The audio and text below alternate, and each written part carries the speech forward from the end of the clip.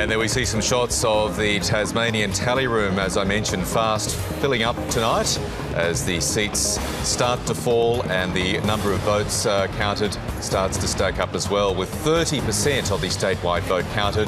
Let's bring in now Anthony Green with a statewide summary of where things stand at 8 o'clock Australian Eastern Daylight Time. Well, let's look at first off, we'll look at the primary vote. Now, I've removed that thing that was correcting for the polling places because clearly there was something wrong with the figures we had for lines. But the numbers in the raw terms look like 49.5 for the Liberals, 32.6 for Labor, 11% for the Greens, which is a bit up with that correction now.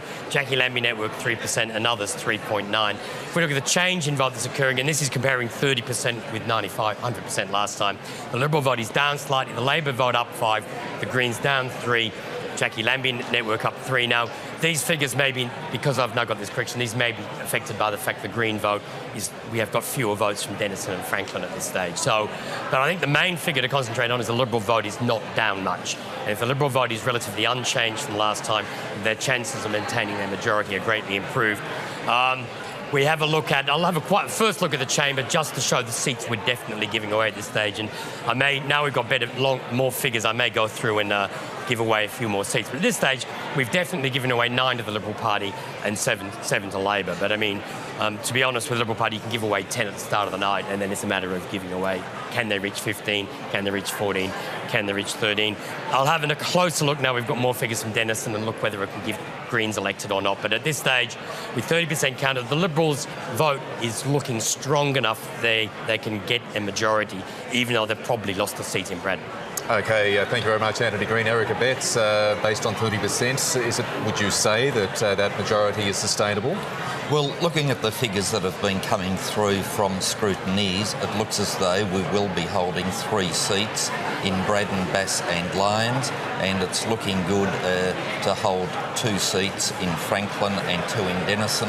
And if my Blackmans Bay maths is correct, Nick, that adds up to 13, which is a majority. So I think we're on track, but I would just like a few of the bigger booths to come in.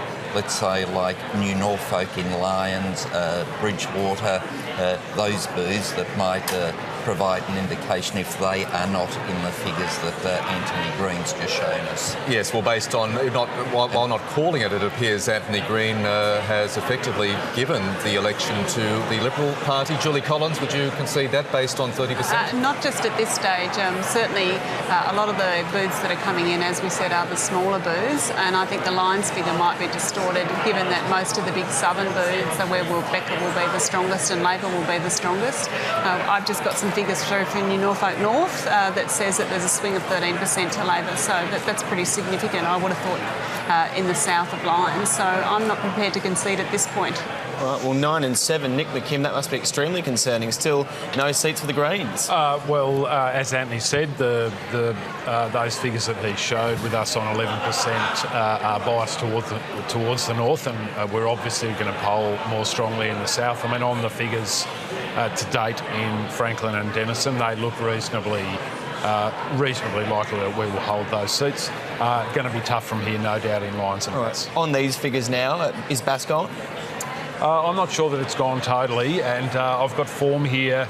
Richard, in 2006, everyone, including all the psephologists in the state, wrote Kim Booth off, and I was the only person that said he could hold from where he was, and he did by, if my memory serves me correct, 136 votes. So I'm reluctant to rule seats out unless it's abundantly clear that your primary is too low, because there will be leakage from the tickets, and it depends where the relative quotas fall. And if the relative quotas fall in such a way, it is occasionally possible for us to steam through the middle at the last minute. We saw it with Di Hollister in Braddon a long time ago, who continually held when people had written her off, so not giving it away yet. OK, well, let's go back to the country's best psephologist now, Anthony Green. Let's stick with the seat of Bass. What are the latest figures there showing you? If we look at Bass, we've got 34% of the vote counted now.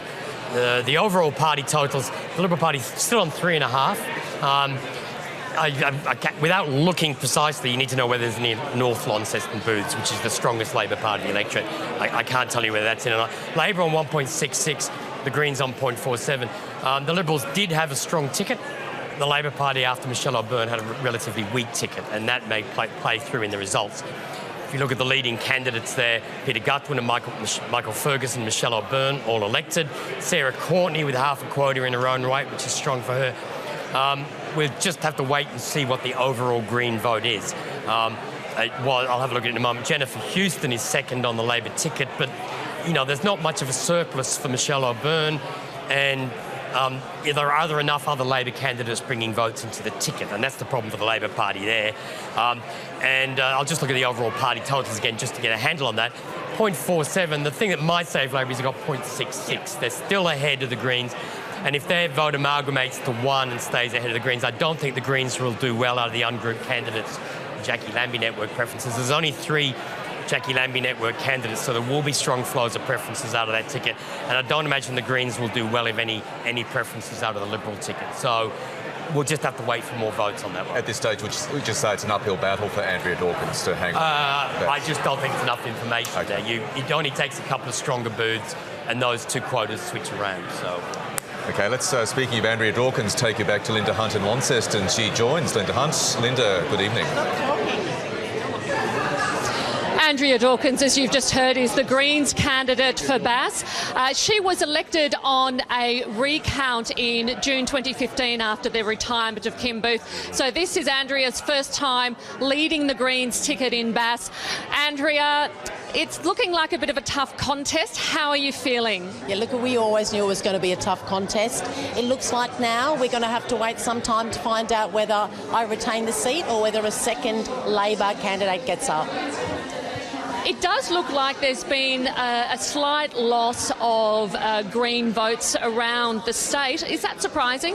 Look, there hasn't been a really strong environmental issue apart from salmon farms to fight on. We know that. We always knew that was going to be difficult. But, you know, we've campaigned strong on transparency in government. We've campaigned strong on an anti-pokies message. We were delighted when Labor adopted our position on pokies, but we always knew there was going to be so much money flowing into the state from the pro-pokies campaign that was going to be very, very difficult for any of us to counter. Are you perhaps lacking some high-profile candidates? You've lost some very high-profile ones recently, moving to the Senate. That is true. Of course, Nick McKim is in the tally room tonight. Look, that could be the case, but we've got a really strong grassroots campaign. We've got a lot of support for the Greens all over the state. This is the birthplace of the Green movement. You know, throughout the world, it started here. So we want to maintain that really strong position for the Greens in Tasmania, and I hope I've done credit to that movement.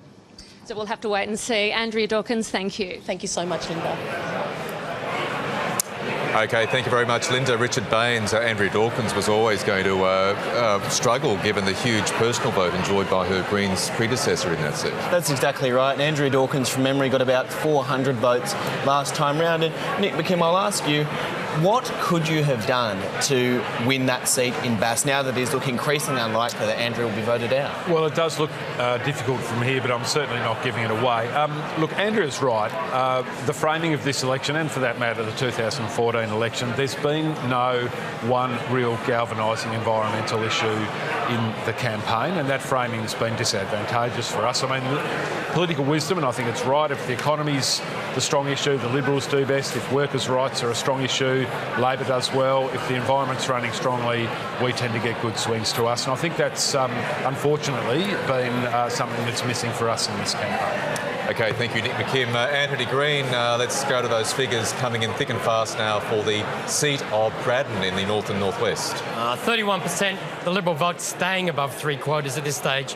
The Labor vote 1.58, Jackie Lambie network 0.37, ungrouped 0.29, so that's dropping off. The Green vote is not strong in that electorate. It's never been that strong. Let's look at the leaders in that electorate. Jeremy Rockcliffe, Adam Brooks, both elected. Anita Dow and Shane Broad are leading the Labor ticket, but both of them are only around half a quota. That may bounce around.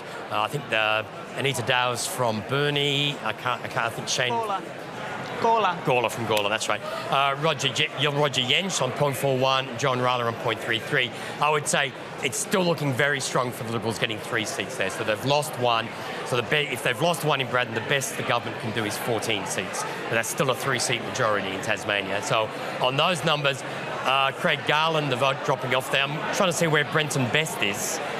down the bottom there with 0.04% of the vote. So there hasn't been a lot of vote there. And as I said, the Green vote, Scott Jordan, I think he's been strongly involved with a lot of stuff with the Tarkine Forest, which may not play well in other parts of that electorate. It's quite a different sort of electorate, including both the West Coast and the North West Coast. And each of the towns on the North West Coast has its own individual characteristics and its own candidates when it comes to elections. OK, thank you, Anthony. And speaking of Anita Dow, she joins us right now with our colleague Carla Howarth in Ulverston. Carla, good morning. Good evening, sorry. Anita Dow is the former Burnie mayor, and it's the first time she's run in a state election. Anita, it's looking like you're in for a real chance here. How confident are you? Well, I think it's still early days, but I think it's wonderful that Labor has done well again in Braddon. We lost a lot of ground in Braddon during the last election. And Labor was almost decimated, really, and I think it's really important, and I'm really proud that we're doing well, and it looks as though we're going to get 2 seats. Are you certain that you will get 2 seats? No, I'm not, but it's looking that way, yeah. And the double-edged sword of the Hare Clark system means that you're up against your teammate Shane Broad. How does that feel? I think it's about us being a team of candidates, and we've had a really strong field of candidates in Braddon for this election, and I'm really proud of the effort that everybody's put in, and our sense of team and mateship that really was amongst us as candidates. And I'm really pleased to be up there with Shane, doing well, and hopefully, if we do even better, I think we could we may be able to bring one of our other candidates over as well. But it is early days. Yeah. Anita Dow, thanks for your time. Thank you. Anita Dow there with Carla Howarth. Julie Collins, what sort of an MP will Anita Dow make? Oh, she'll make an excellent MP. She's obviously got a lot to contribute. She's got a lot of experience in local government. But our scrutineers at the moment in Braddon are saying that they're pretty hopeful of 2 at the moment from what we're seeing come through. There's still a couple of large, big booths to come in Braddon, so it'll be interesting to see when they come through. Erica, that's looking a bit dodgy for Joan Ryler there. Yeah, look, on those figures it would appear pretty difficult for Joan Ryler. The other Liberal candidate, Felix Ellis, is Devonport-based, and that is where Roger Jench is based as well. So one would assume that Felix Ellis's preferences would assist him over the line. But let's wait and see what happens. Yes, we're in for a long night. And just speaking on the possibility of a hung parliament, it's not over yet, so the party's got a majority. Is it still the positions, now that the votes have stopped and everybody has cast their vote of the Liberal and Labor parties not to do any deals with the minor parties, if there is a hung parliament? Julie Collins, starting with you. Absolutely. Rebecca's been really clear on this, and the Labor team's been really clear on it. No deals. We will govern in majority or not at all. Why is that, Julie Collins? If the voters deliver a minority parliament or minority government, why won't either of the major parties respect that? Well, the Liberals obviously make their own decisions, but as the governing party at the moment, my understanding of it is the Governor would go to the Liberals and ask them to test their numbers on the floor, so they would have the first opportunity, Richard, and it really then is up to the Parliament and the people in it to try and make it work. Nick McKim, what say you on the possibility of minority government? Well, look, I don't know whether we're going to see a power-sharing parliament or a majority parliament after tonight, and maybe we might have to wait for a few days to find out. But look, people like Labor and Liberal saying that they're going to govern in majority or not at all is extremely disrespectful to voters. I mean, voters choose the parliament, and it is up to parliamentarians to make it work. And Labor and Liberal always say they won't do deals with the Greens, or they won't make an agreement with the Greens, and they've both actually broken it. Labor broke it last time, and the Liberals broke it the time before when Ray Groom had to resign. He had to resign, Eric, because he staked his personal commitment on not doing a deal with the Greens, and then Tony Rundle actually governed for 2 years with the support of the Greens. So both of these parties have got but not on the basis of a deal. On lying to the electorate. No, you besmirch both of these parties have got form on lying to the electorate before the election and then doing something completely different after. OK, we have a further indication of the makeup of the Tasmanian Parliament. As you can see on the screen there, Anthony Green, we have given 1 seat to the Greens. Yes, so we decided to declare Cassie O'Connor elected in Denison. I think it's pretty clear. She hasn't got a quota in her own right. The Greens have more than a quota, and on the figures we've got there, I can't see any reason why they wouldn't elect a candidate, because neither of the major parties are far enough above 2 quotas to pass whatever's the vote for the Greens. But I think I was about to do Lions. I think I'm about to do Lions. Let's look at the party totals for Lions. Let's get rid of that. Hello, come on. I want you. Party totals. There we go. We've still got the Liberal Party on 3 quotas there. Labor on just under 2. The Greens on 0.39 of a quota. And these are on the numbers with 1/3 of the vote counted. That's quite a low count. I thought they might have progressed a bit more, so I'm not quite sure. Some of the urban booths have come in a bit square. That's actually more. Actually, I forgot. There's more candidates in lines than ever before. I think there's about 30 candidates. So it's a much bigger ballot paper, which would explain why the count is coming in more slowly. If you look at the leaders of what's happening here, Rebecca White on 1.38 quotas. There's Guy Barnett, Mark Shelton, Reen Hitting. Again, with a high enough vote there, if the Liberal vote is 3, they will stay in the count all the way through and all will be re-elected. The Green problem is their first preference vote is not high enough. If I look at that party total again and said, the Labor Party is close to 2 quotas, they will get 2 quotas. The one problem with that is that there might be some leakage out of the Labor ticket because Rebecca White's vote is so high. Presumably she's got a lot of personal vote there. And if I just have a look at the change in vote that's occurred there, there's not much change in the Liberal vote there. The Labor vote is up, there's 5% there with Jackie Lamy, and the Green vote is down, and the vote for Palmer United and Co are down. So that's the change that's occurring there. But I've no longer got that comparison of booth figures, but the Liberal vote was looking unchanged on that. I was having a problem between the Labor and Green vote originally. But the Liberal vote still looks quite strong there. Thank you very much, Anthony Green. Erica Betts, you'd be happy with that? Some minimal swing in the seat of Lyons against the Libs? Yeah, look, the seat of Lyons is often a litmus test for the whole state result, and if you can hold 3 seats, then that's usually a good harbinger of some good news. But yet again, it's halfway through the night. Let's wait and see how things develop, but still hopeful of 13 seats. Julie Collins, we'll bring you in. If the Liberals hold 3 in Lyons, that's it. They're back in majority, aren't they? Well, I'm not going to concede that, and particularly given the percentage of the vote in Lyons to date, Richard, just at this point. An interesting note, though, was last time Reen Hitting was the biggest vote getter by some distance from the other Liberals in Lyons last time.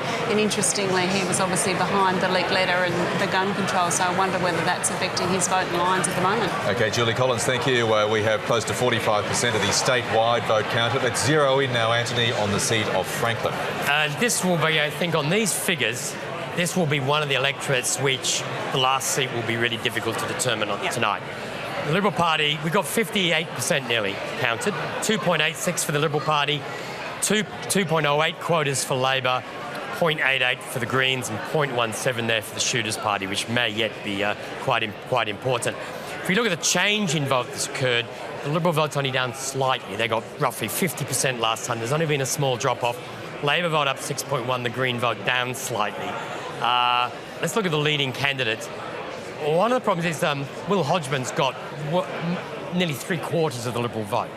Now, on the basis of what happened last time, he will then elect Jackie Petrusma, and then the question would be how much of Hodgman's vote goes through to Nick Street, and how much comes up from the other 2 candidates. So the 2.88 quotas I had for the Liberal Party might weaken because of the sheer size of Will Hodgman's vote. There will be people who go 1 Will Hodgman, then 2 for one of the other parties. So there'll be a bit of that. And with such a large surplus, that matters. If it was only a small surplus, it wouldn't matter. But with a large surplus, it does. David O'Byrne looks very strong for the first of the Labor tickets. He missed out last time because the Labor vote was so low. Rosalie Woodruff, the Green vote overall is about the same as the 3rd Liberal vote. And the problem on the Labor ticket is with other candidates here, it's going to be a runoff at the end between the 3rd Liberal, the lead Green, and 2 Labor candidates for 1 seat. So it's for 2 seats. 3 seats, sorry. There are 2 Liberals and 1 Labor elected, and there's 2 seats to fill, and there's going to be 2 Labor, a Liberal, and a Green candidate competing for it. Anthony Green, thank you. Let's go to Franklin now. Rosalie Woodruff joins us. Rosalie, how confident are you of being re-elected tonight on the numbers that we've seen so far? Hello, Michael. I'm struggling to hear you here, but... Sorry, Rosalie, it's Richard here. On the numbers you've seen so far tonight, how confident are you of being re-elected? Is that the news that I've been re-elected? No, sorry. How confident are you at this stage of being re-elected? I see. Look, I think it's a very promising situation in Franklin. It's always there's a lot of support there, and we've certainly felt a lot of support in Franklin for many of the things that have been happening on the ground in the campaigns over the last couple of years. So I'm feeling confident that that will come through. Of course, we'll have to wait and hear where the preference flow is going. Rosalie Woodruff, thank you. And Nick McKim, what do you make of the figures so far? Do you think you're safe as yet in Franklin? In Franklin, look, I'm not prepared to call it for us at this stage. Anthony's absolutely right. There is leakage out of Will Hodgman's primary vote. Now, that will spread around the place, but we're getting information that there's a reasonably steady trickle of leakage from us from Hodgman's number one vote to Rosalie, who's our incumbent MP. But look, at the end of the day, on the figures that Anthony had up, admittedly, early days in terms of the total count, it's going to depend on where our part of one quota sits relative to particularly any excess that the Liberals have. Interestingly, Labor do have some excess above 2 quotas on that last figure, and they will flow strongly to us. Very hard to see many of them flowing to the Liberal Party. And Julie Collins, David O'Byrne, more than likely to get back in Franklin. Is that a plus for the Labor Party, Hugh? Well, I think our 3 lead candidates are all very strong in Franklin. I think it's interesting. Nick polled up quota in his own right last time, so to see the Green vote drop down to 0.6 is pretty interesting. I agree that we're a fair bit of leakage from Will Hodgman. There certainly was a fair bit of leakage last time, so I'm not conceding yet that we can't get all 3 up. OK, we'll see how the figures fall tonight. Anthony Green, let's zip across to the seat of Denison now. How's it looking? Let's have a look. We've now got half the vote counted in Denison, and this is looking like status quo. Labor's got 2.6 quotas, the Liberals 2.19. Tasmanian Greens 1.04. Now, I'll have to look at the leader's ticket here there because 2.6 starts getting into this issue. Can the Labor vote be so evenly split that they can get ahead of a Liberal? I'm not sure it can. Look at the change in vote. The Liberal vote down slightly, the Labor vote up 9%, the Greens down 2.8. I don't have where that is from at this stage, so there could be a lot of Glenorchy votes in there. So you really do have to know where it's from, and I can't do the correction anymore because of the Lions problem. But let's have a look at the leaders. Scott Bacon's elected. I'm pretty sure Elise Archer will be elected. I'll give her an election in a moment. Cassie O'Connor, the Green vote's a quota that will get elected. Sue Hickey is on 0.6. There's enough votes there, 0.27, 0.22, so there's about 0.5 of a vote there, 0.6 of a vote there with other Liberal candidates. That will drift to Sue Hickey, which will get her up to 0.8, 0.9. And at that point, once the Labor ticket starts to drop off, you're going to have presumably Ella Haddad and Madeleine Ogilvie competing for the same seat. Now, if both of them can get ahead of Sue Hickey, then Labor could get 3 seats. But at this stage, on those numbers, that's not going to happen. It's just not going to flow that way. So at this stage, it's looking like 2-2-1 in that election. Though once we've got all the votes in, we'll be able to make some comment on whether this outside possibility of Labor getting 3 there can happen. OK, status quo at this stage. Anthony, thank you. Let's take you to Leon Compton on the tally room floor. He is with the Justice Minister and Liberal MP for Denison, Elise Archer. Indeed, and Anthony sounded like he was on the verge of calling it there for Elise Archer. Let's see how the woman herself is feeling this evening. Elise Archer, are you prepared to accept that you've been re-elected in Denison? Look, if the trend continues, it's looking very good. But can I just firstly say how it's been a difficult day for all of us with losing our dear friend and colleague Vanessa Goodwin. She's in our thoughts and prayers and deeply in our hearts tonight. Indeed, and it's something that we've been reflecting on through the course of the evening. But you're prepared to accept that you'll be maintaining your seat in Denison? Oh, look, I never like to call anything too early until we get to a point where it's looking certain. But at this stage, if the trend continues, it looks very, very positive. Yes. Were you worried through the course of the last term that you'd been, your profile had been sidelined through taking on the Speaker's chair for the first 3 years? Actually, no, I wasn't, because I don't just leave campaigning till the actual campaign itself. I think it's fairly well accepted that I do a lot in the community. I really enjoy what I do, and I think people know that. I love helping people. I love being out and about, and any sort of grassroots campaign, I think, is really dependent on what you do. As a grassroots member of Parliament, I think that's the most important part. That's what we're elected first and foremost to do. And certainly in my time as Speaker, I think I raised my profile even more in that role. I did quite a bit in terms of an education program at Parliament House, did a lot with visiting schools, and those relationships and connections that I've built have further strengthened. So you've been the Speaker, you've been the AG. What role would you like if re-elected and obviously the Hodgman government's return? Well, I'm not currently the Attorney General. I have the Justice and Corrections portfolio, Environment, Parks and the Arts. So it's entirely up to the leader, and I'm prepared to serve in any capacity that Will Hodgman would like me to serve, should we be fortunate enough to be elected tonight. But it is looking very positive. Elise Archer, thanks for talking with us. Thanks, Leon.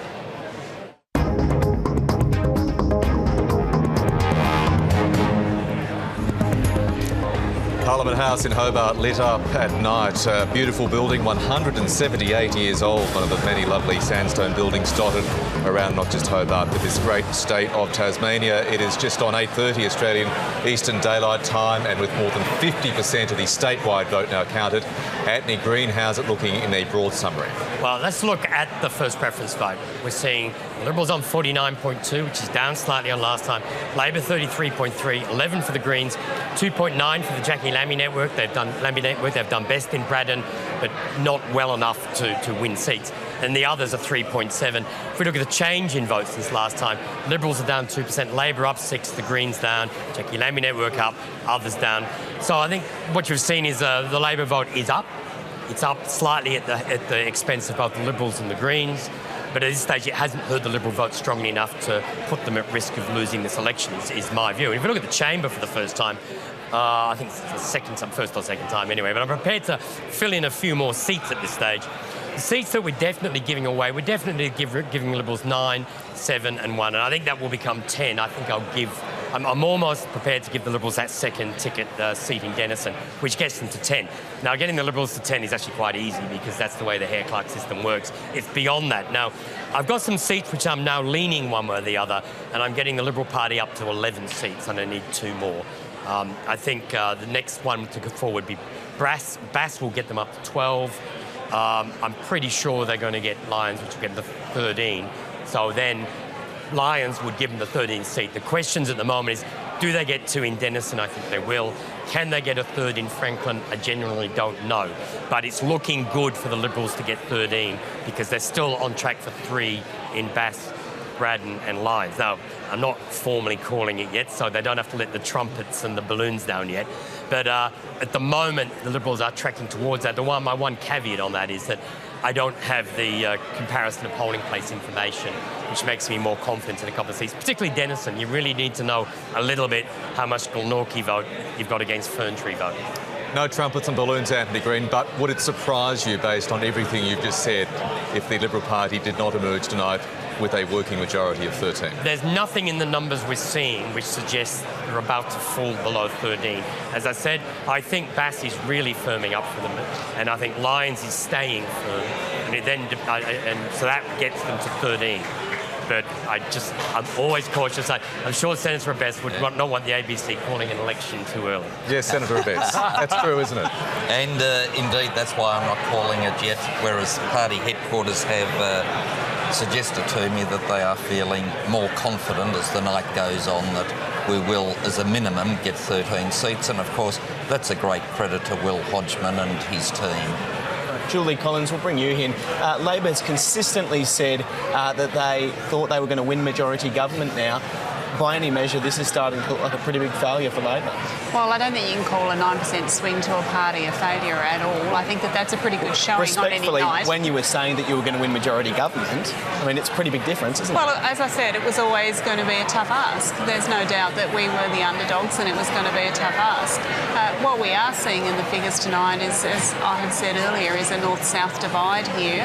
It's interesting that Anthony's prepared to call the northern seats but not the southern seats at this point in time. And, you know, if the economy is doing as well as Will Hodgman and the Liberals claim, if things are going as swimmingly as they claim, to have any swing against them at all, I would have thought would be pretty disappointing for the Liberal Party. And 2 seats, possibly, down to 2 seats, Nick Kim, is a pretty dismal outcome for the Greens. You'd have to agree. Well, look, it does look like there's a swing against us on a statewide basis, so on that basis, a pretty tough night for us. But I'm not giving away Lions or Bass at this stage. There's still plenty of counting to go. We're just over, 50% of the votes counted. As I've said before, particularly Lions is a very disparate electorate with a lot of different local issues that impact on people's votes. But look, the Greens are part of the political furniture here in Tasmania. We're going to hold Denison. I think it's overwhelmingly likely that we're going to hold Franklin. And Tasmania needs a strong Green voice, because if you don't get a strong Green voice in the Parliament, there's no one to speak up for the forests, for the Tarkine National Park, for the marine environment, and actually for all the things that we've worked on for decades, which have actually delivered the economic renaissance for Tasmania. So wilderness protection, investment into the creative industries and arts, investment into sustainable agriculture, our clean green brand, which allows primary producers to charge a premium for their products on the global markets, all delivered at the political level by the Greens, and at times, most of the way through, laughed at by the Labor and Liberal parties. This is just delusional. This is just delusional. Oh, come on, Eric. The simple seriously, fact is, you didn't want the forest protection. Gentlemen, we'll leave that there. We do need to inform our viewers and listeners about these figures coming in. Let's go to Bass. Anthony Green, what are the latest figures telling you there? Oh, busy, buried in my computer, as I sometimes say. Let's look at Bass. Bass. Party total, 63% counted now. The Liberal Party, they are staying consistently well above three quotas, 57%. I can't see that dropping below 50 now, so that's pretty clear. The Labor ticket is 1.64, the Greens 0.57, Jackie Lambie 0.28. There's nobody there who's going to help the Greens with preference, I suspect. If I look at the leading candidates here, and this is very important, Peter Gutwin and Michael Ferguson, their preference will flow strongly to Sarah Courtenay, so she's going to have 0.8, 0.9, even if she doesn't reach the quota on the initial count. So there are 3 Liberals there, and I'd be confident about that. Michelle O'Byrne has 1 quota. The difficulty is Andrea Dawkins on 0.41, but the rest of the Labor ticket is all over the place, widely split between candidates. There's just nothing down the bottom of the ticket. You'd expect 90% of those votes will stay within the ticket. And just to go back to the party totals again, if 90% of the vote stays within the ticket, the Labor Party will keep staying ahead of the Greens slightly. And there won't be many other preferences that will help the Greens. So on those numbers, I'd favour the Labor Party to get that spot. But as Nick says, and I know from having done a number of these elections, that's there all night. And I suspect at the end of the night we may still not be able to call that. But certainly the problem for the Greens is Andrea Dawkins is not Kim Booth. Okay. Anthony Green, we'll leave you there. Thank you very much, Anthony Green. Take you to the state's north, where Jackie Lambie is about to concede defeat for her candidates as the camera is warming up. We're talking about the Greens having a particularly dismal night, but the Jackie Lambie network has had a worse one, failing spectacularly to pick up any seats in the Parliament. Let's go to Jackie Lambie now. We haven't had anything kicked. To get up to that 6% and still sit there and first time around, I can tell you not only did you have the courage and the bravery to stand up when everything was actually against me and the network from losing my Senate seat, it didn't even bother you one bit. Nothing went wrong during our campaign. We had, I can tell you now, there's no scandalous stuff out there about the bloody Jackie Lambie network. And I can tell you what, when it comes out in the next 2 or 3 weeks about who's taking political donations from who, guess who's going to be squeaky bloody clean? Do you know the only people that are missing out, I'm going to be brutally honest with you at the moment, is these bloody Tasmanians. They could have had political police on the beat, they could have had a choker chain around those majors, and they have decided they don't want that this time around. But I can tell you now, you've got the Greens out there, haven't built themselves over 6 elections. This is our first election, and to come out at 6% is not a bad job, considering we had $180,000 compared to the millions that they spent, the ads that they try to take us down with, and by the way, they had bloody nothing. If the best ad that they can come out with is to say, hey, Jackie Lambie's not running, that's because we squeaky bloody clean. We are squeaky clean.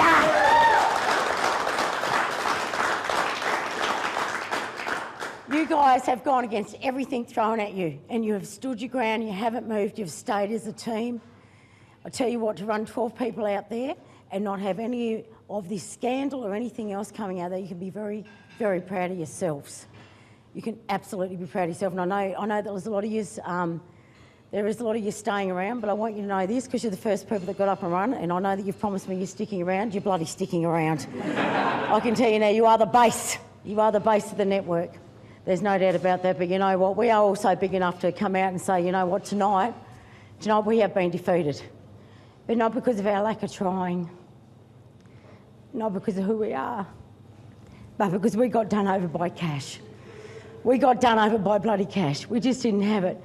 But I can tell you now, that cash is only going to hold up for so long before they get more trust in me and more trust in the Jackie Lambie network.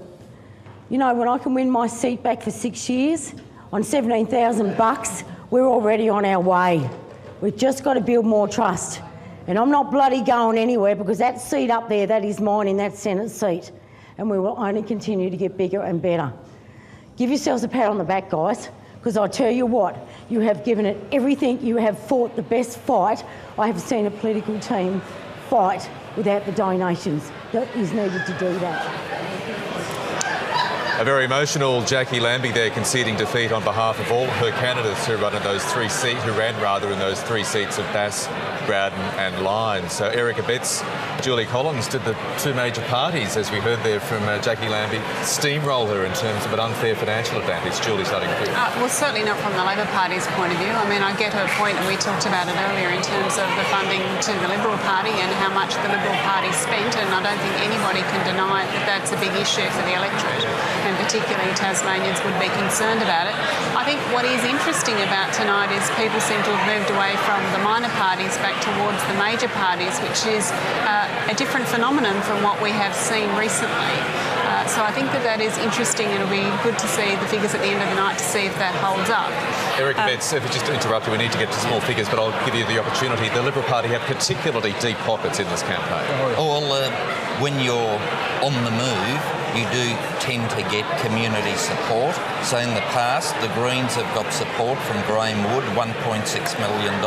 The Jackie Lambie network had Michael Kent this time round, who I understand may have had some shekels to throw into the campaign. I'm not sure how much he did, but look, at the end of the day, the people decide these matters on the issues, and I, for one, do have a concern that too much advertising actually turns off the community. OK, we'll come back to you just in just a moment. Nick McKim, so we can now take you back to the latest figures from Braddon. Anthony Green, what are they telling you?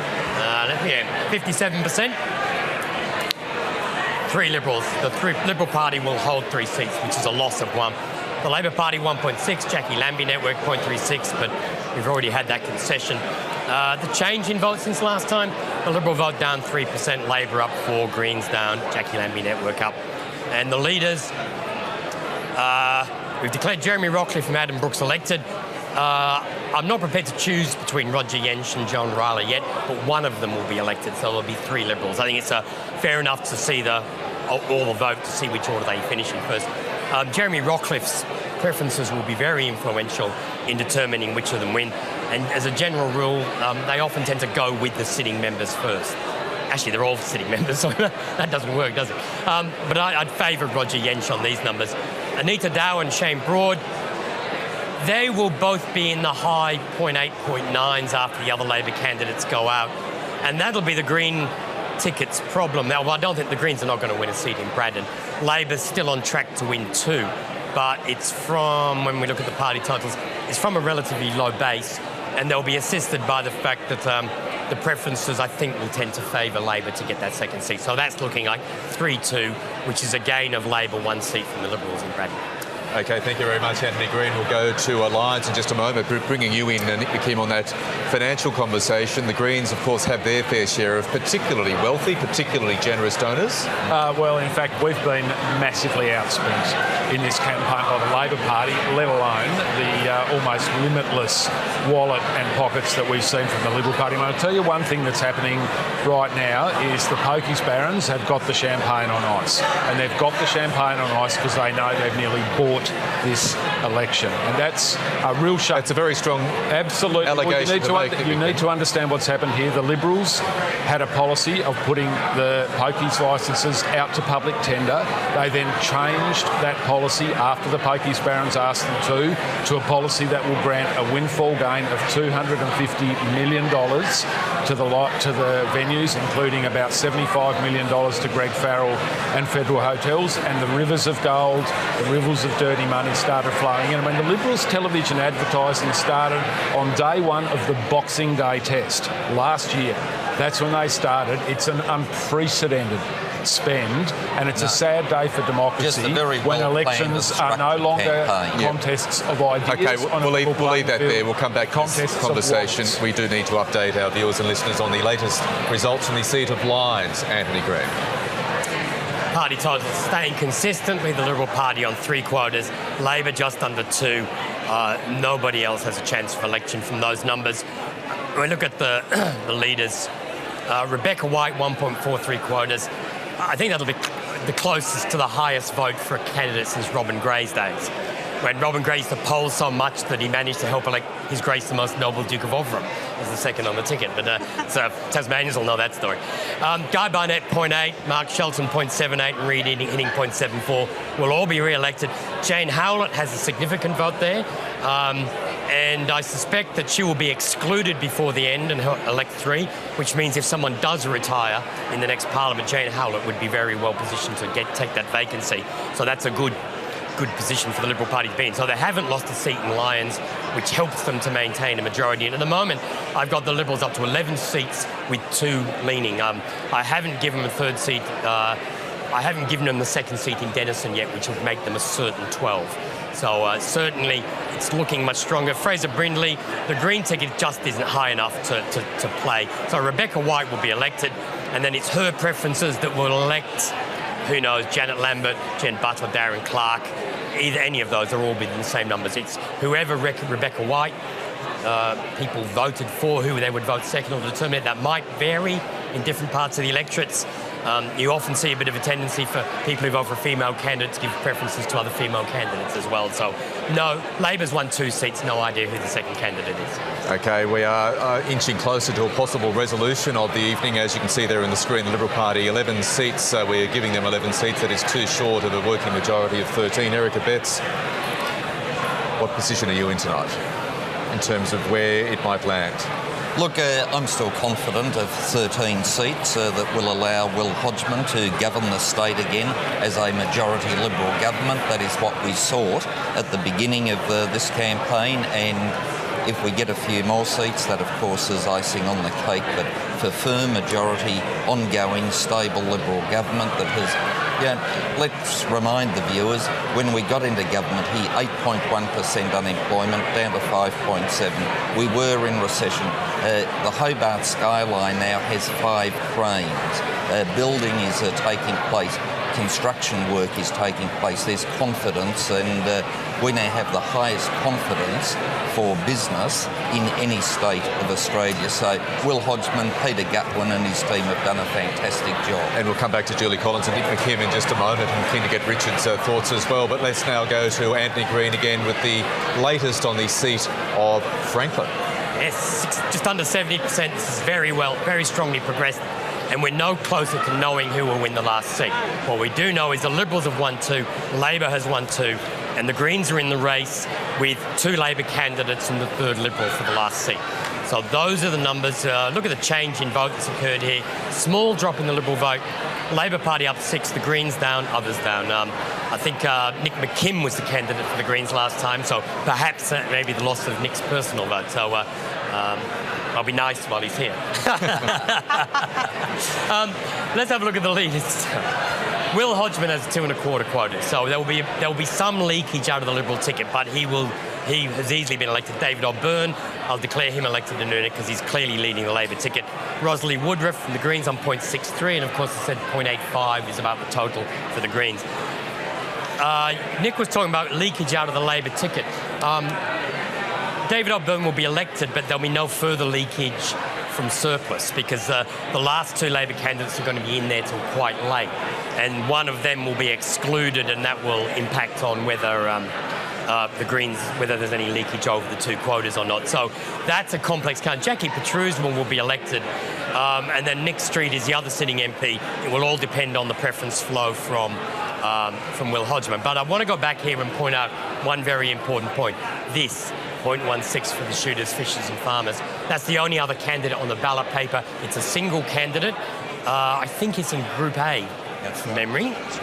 Can you remember which group the Liberals are?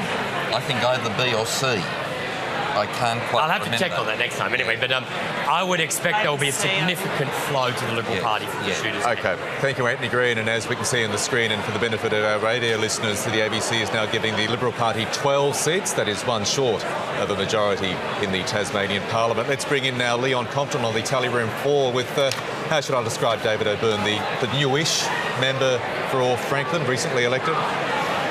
Well, Michael, indeed. I mean, he knows what it's like to be in Parliament, but he also knows what it's like to run and lose. That was his experience last election around. This one, a little bit different, David O'Byrne. Anthony Green's called it for you. How do you feel? Well, if Anthony's called it, then I'll take that to the bank. So it's been a good night tonight for me personally, and Labor under Rebecca White's leadership has really come back. Coming from where we were in 2014, the toughest of elections, Labor's lowest vote, and under Rebecca White's leadership, we've really come back and fought hard against not only a first-term government with all the benefits of being in government, but also a torrent of anti-Labor campaign, which started on Boxing Day. I turned on the Boxing Day test to watch the cricket, and the anti-negative Liberal campaign started from them, and that's obviously paid dividends for them tonight. David O'Byrne, your name is always synonymous with somebody who aspires to the leadership. You were challenging Lara Giddings when she was the Premier, and now there's a perception that you want the job that Rebecca White holds. How are you going to manage that? Well, firstly, let's say Rebecca White and I were elected at the same time. We're good friends. She's done a stellar job. She's a fantastic leader, and she has my absolute support. In terms of the history, the challenge was all about policy, and I've never been one to sit on my hands and not argue the case. I've argued the case, and unfortunately that was seen through the prism of leadership last time around, but not this time around. You have run an anti-pokies campaign this time around. You've lost the election tonight. Does your party need to reconsider its position on poker machines in opposition? Well, I think what we've seen from Labor is a values-based campaign. We've done extraordinarily well in comparison to 2014. My view is that we focus hard on Labor values. That's health, education and making communities healthier. And clearly the pokies policies was one of those decisions. It was based on health. And Rebecca White has my support on this. And my question to you, though, is it now time in opposition, and that's how tonight appears to go, that you consider that policy as a party? Well, I think after every election you consider every policy that was put forward to the people of Tasmania, but we're making it very clear that, and particularly with Rebecca, she's framing these policy decisions on the basis of values, and our values, Labor values around pokies and the damage in communities has been a significant one. I'm trying to ask you that question again. Do you believe the party should now review its stance on poker machines? It's in one of the reasons that have cost you this election. Well, we've received a lot of support across the community on the issue of pokies, and what we did see was a massive millions of dollars being sent with a scare campaign, a classic NRA-style campaign. It was never about poker machines or never about guns. It was always about people's freedom of choice and jobs, which were scare campaigns. And when people go through scare campaigns, unfortunately, they're fearful in Tasmania about jobs. The economy is always very thin at times, and people remember unemployment. So the amount of money that was spent on a scare campaign has come through. All policies are reviewed after this. So can you ever win holding the position that you do, given that scare campaign will come again and again when some would say the same vested interests will want to protect those interests? Labor wins when we campaign on Labor values, and clearly the pokies policy is attached to Labor values, and that is looking after people in communities. And if I might say, I might want to send a message to Senator Eric Abetz. He's, for the last decade, waged a smear campaign against me simply because I'm a trade unionist. And I want to say I'm a proud trade unionist. I've been a unionist for many years, and the union movement in Australia has done more in a single day, in my view, than Senator Eric Abetz has done in his career. So I'm a proud trade unionist. So to Senator Eric Abetz, all the best to you. The final question, you'll now assume a role in the shadow cabinet. What position would you like to hold? I'll do whatever Rebecca White asks me. What position would you like to hold, David O'Byrne? Well, I think health is one of the key issues when you look at health and housing across the community. So many people missing out on housing and sleeping rough in Tasmania. Inequality in Tasmania is rising, and any portfolio that can deal with those sorts of issues, I'll be happy to serve. David O'Byrne, good to talk to you tonight. Thanks very much. Thanks very much, Leon. Leon Compton, there's so much to talk about on the back of that conversation, but I'll start with you, Erica Betts, with the right reply there to what he said about you. Look, Brian Harradine was a trade unionist all his life, and I never once smeared him. It's not about whether somebody is a trade unionist or not.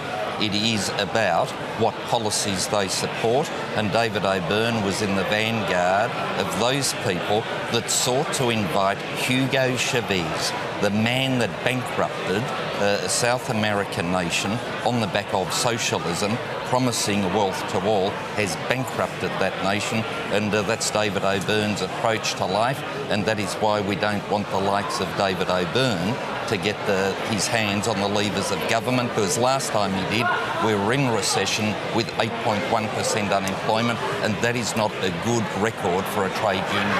I'll come to you in a moment, Julie Collins, but Richard Baines, based on what you heard from that interview, would you expect, if the Labor Party is in opposition, and it's certainly heading that way, for a serious review of the pokies policy? From the sounds of it, David O'Byrne thinks there should be. I think he didn't go anywhere near backing in the policy at that stage. Julie Collins, is it time to review the pokies policy? I don't think it'll be changing.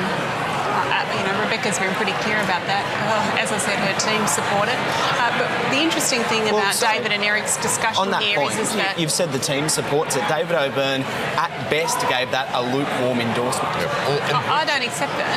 He said we do best when we campaign on Labor values, and our position is of Labor values. Respectfully, he was asked specifically to back that policy, and on multiple occasions, at no point did he do that. He spoke all around the issue. He said it was all about Labor values, and it is. And look, I can't see it changing. Richard, can I make a comment in relation to... I want to make a comment in relation to David O'Byrne and Eric's comments. I mean, David O'Byrne had an unprecedented... I've never seen for a non-sitting member to have the Liberals run an ad against them during an election campaign and put it to air as frequently as they did. I've not seen that before. David was not a sitting member, and the Liberal Party chose to run a negative ad against David O'Byrne. And on that point, the other day we were talking to David O'Byrne about the possibility of Labor leadership, and again, he didn't use the word no when he was asked about it on multiple occasions. Under the ALP rules, there is the possibility of a leadership ballot if there is a challenger, should David O'Byrne stand to be leader. Well, clearly David's not going to. He just said that he supports Rebecca White. Rebecca has done an extraordinary thing here. I mean, we kept the Liberal Party to 7 seats when this was the other way round for 2 terms. We have fought back a 10% swing in 1 term with the amount of money spent against us in the campaign, at least 10 to 1. And as Eric is saying, the economy is doing all these wonderful things. Why is the Liberal Party not doing better than it is tonight? Why has the Labor Party had near 9% swing to it? Okay, we'll leave that there. Well, let's see how well every party is doing with more than 2/3 of the vote counted. In fact, close to 70% of the statewide vote counted. Let's look now at the seat of Denison, Anthony. Yeah, and I'll do this slowly because this is the point when we can say this seat will determine whether the government's got a majority or not. Let's look at the party totals, and you can see here the Labor Party's got 2.55, the Liberal Party 2.16, the Greens 1.12. And some small votes for other parties there. Now, on those numbers, you say the Liberal Party 2, Labor 2, Greens 2. If the Liberals win 2, they've got 13 seats in majority government. Let's just go through this slowly and look at the leader's ticket here. Scott Bacon is elected. Elise Archer is elected. And on the basis of total Green vote, Cassie O'Connor is elected. So I've given away 3 of the seats. Sue Hickey is next. Now, what's important here is that she's on 0.6. There's about 0.5 down here. That Liberal vote will stay within the ticket. Her vote will get up to above 0.9. There are 4 Labor candidates there. Linda Sherlock and Tim Cox will go out. Both of those will get the preferences. They'll be split amongst them. But only one of them can get ahead of Sue Hickey. For the Labor Party to win 3 seats, they need both of those to get ahead of Sue Hickey. And on that Labor vote, they can't get ahead of Sue Hickey. So on that basis, I would say that the Liberals are likely to win that seat in Denison. Not absolutely secure yet. But for that reason, I can go ahead and let's go back to the... Come on, back. I have to go home, and I'm going to bring up the chamber. we're going to show the seats that we're giving away and the seats that are likely. And at the moment, we're giving the Liberal Party a definite 12. If I add the extra seats I think are likely, which is the one in Denison, they're 13 in backing government. So at the moment, they've got 3 in the northern seat, each of the northern seats. They've got 2 definites, and they're still in the race for a 3rd in Franklin. And they have 1 and I think 2 in Denison, and that's majority government. So you're not quite calling it, but you're likely to call it for the Liberal Party. There would have to be something extraordinary in the remaining figures for those figures to change. I'd be pretty confident the Liberals have got 13 seats. Okay, well that's a win for the Liberal Party. I think before everyone pops corks and things, they have to wait for a while. But at the moment, that's what it looks like. Anthony Green there. Let's now take you to the tally room floor. Leon Compton has one of the candidates for the seat of Denison. Leon, over to you. Yes, and unfortunate news for Zelinda Sherlock that Anthony no longer believes that she will be a factor in the race for the seat. But she joins us here this evening in what is now a throbbing tally room. Zelinda, good evening to you. It appears that you have tried but failed to take a seat in Denison this time around. Yeah, I definitely have. But I've been really happy with what our campaign team has done. It's been completely family orientated, no union support, no party support, but you know, it's been a lot of family around me, and I've only been back home for a year, so I'm really actually happy with what that says, 1516 now. In part tribute to your dad, who's out and been door knocking thousands of doors on your behalf. Do you feel that the poker machine message that you were running so strongly on in Denison ultimately didn't win you the votes that you were hoping? Yeah, look, from being out on the doors, I think that was an issue, especially in certain suburbs. People actually disagreed with Labor's policy on that. Sorry, with Labor's policy on that? Yes. Yes, that's right, with Labor's policy on that. And people think that we went too far with that. That was the comments that I got on the doors. So the question for your party will be, again, it looks like you'll head back into opposition as a party. Should you reconsider the policy on poker machines? Well, no, I think Beck has taken a strong stand on it, and as we should, because there are issues to do with addiction and poker machines, and I think she's been a strong leader in that area, and so she should be. It shouldn't be in pubs and clubs, and I'm very proud of the fact that she actually took that stance. Thank you for a refreshingly honest interview, Zelinda. Thank you. A pleasure. Thank you very much, Leon. See you later. Do your thing differently with the ABC app. Customise your preferred news stories and we'll be in sync with you.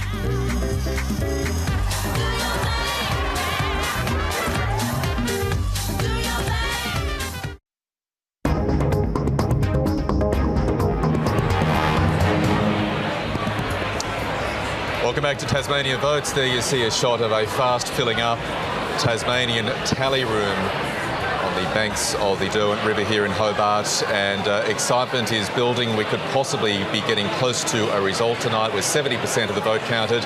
Let's bring back in Anthony Green, and I suppose it's the best way of describing this. It's a Clayton's call, Anthony. It's the call you have when you're not having a call at the election. I'm usually more confident with the mathematics of a single member electorate because there's so much there's so much knowledge over the years of the way the swing works. There are so many peculiarities with Hare Clark. I'm sort of constantly sort of thinking, well, you just got to have a bit of caution. But at the moment, with 49.5%, if the government doesn't get a majority with 49.5%, then the system hasn't rewarded them for that level of vote. So that's one thing. That's a higher vote than Robin Gray when he lost his majority. So you'd say that that's a strong vote. The change in votes, I'll just talk about all the parties there first. 49.5 for the Liberals, 33.3 for Labor, 10.6 for the Greens, which is one of their lower votes for a long time, 3.1 for Jackie Lambie Network, 3.6 for others. The change in vote, Liberals down 1.7 overall, Labor up 5.9, Greens down 3.3, Jackie Lambie Network 3.1, others down 4.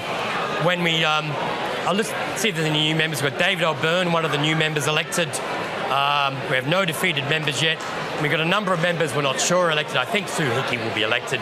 John Ryler and Roger Yensch kept battling for the same seat in Braddon. Shane Broad and Anita Dow are competing, will probably both be elected in Braddon. Tim Cox, Madeline Ogilvie and Ella Haddad are competing for the same seat in Denison. And Alison Standen and Kevin Midson are competing for the same seat in Franklin. So one of the peculiarities of Hare Clark, they've listed a whole bunch of members there. who actually all have a chance of getting elected, and most of them are from the same party. So it's an oddity of the system. Now, I'll draw the chamber. I'll fill in the chamber, I think, again, because I think I've given some more seats away. At the moment, we're giving the Liberal Party a definite 12, we're giving Labor 7 and the Greens 1.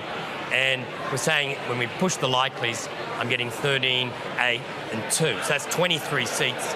The last seat in Franklin is undecided. The last seat in Bass is undecided at this stage. I think most of the other seats are pretty much decided, although I've left some of them in the likely column at the moment. OK, a likely majority of 13 for the Liberal Party. You don't see that changing tonight? There'd have to be something remarkable in the later figures in Denison for that to change. And, you know, to say that the Liberals wouldn't win 2 seats is to say that all the outstanding booths are from Glenorchy, and that's unlikely. OK, thank you, Anthony. Julie Collins, based on the inevitability, seemingly, of what Anthony is telling us, are you prepared to concede that we have another 4 years of a majority Liberal government? Well, it's starting to look that way. I'd obviously prefer to be in the Liberal Party shoes than in our shoes, but I don't think that you can walk away from what an extraordinary comeback this is for the ALP tonight. The swing towards us in just 4 years is something that people 12 months ago would not have predicted, and I think that Rebecca's leadership 12 months ago has changed that, and the people on the ground have been working so hard in this campaign. We've had to fight a particularly hard, I think, scare campaign on the poker machine stuff and the jobs, and I think that hurt us in the north and the northwest, where the economy is not going so well and people are worried about their jobs, particularly the northwest, and I think that that's evident from the results. So it's a flawed policy in that sense? No, I'm not saying it's a flawed policy. I'm saying it's the right policy. What I'm saying is that the scare campaign against it appeared to work, and we have to do better to explain our position, because, throwing around figures like 5,000 job losses frightens people when they've been through what people in the northwest have been through, and I think that there was a scare campaign run, and the jobs clearly are going to be nowhere near that, and Labor has a regional jobs plan to make up for any job losses should we be elected. You've talked a lot about the campaigns that have been run against Labor, but during the election, people in the Labor Party were telling me they thought the ALP's campaign was disorganised and rough around the edges. Do you think it was a well-run campaign? Well, we always do a review of campaigns. I think the campaign, and in fact the last 12 months, have been an extraordinary comeback for the ALP. I don't think anybody can say that our campaign wasn't the best it could be. I mean, we were outspent 10 to 1. 10 to 1. I have never seen that before. It's just extraordinary, and it was a scare campaign, and I'm sure Eric's itching to interrupt and say that that's not the case. But when we know that the job loss figure of 5,000 was a lie and is not true, I don't think you can call it anything but a scare campaign. Eric, you'd have to concede the 5,000 claim was the biggest porky of this campaign by 10 country miles. Why you would assert that astounds me.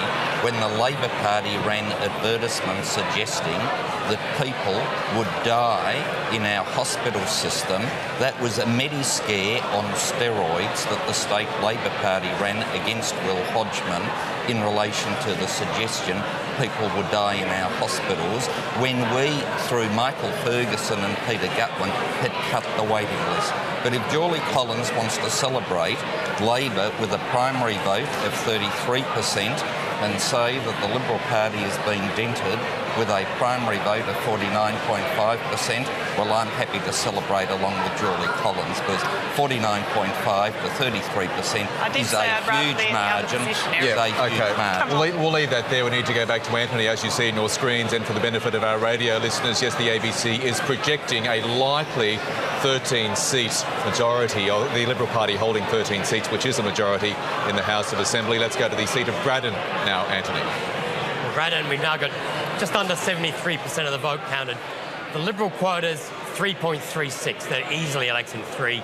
Labor 1.65. Jackie Lambie. Well, the other candidates are not significant players. They're not contributing. The question is whether Labor gets 2 seats. I just want to look at the change in vote. Last time, when the Liberals got 4 up, their vote is down and the Labor vote is up. That makes it much harder for the votes to stay and elect 4 Liberals this time. Can't rule it out, but I think it's much less likely than last time. I remember at this time last time I was calling it 4 for Liberals, and this time I'm not prepared to do that.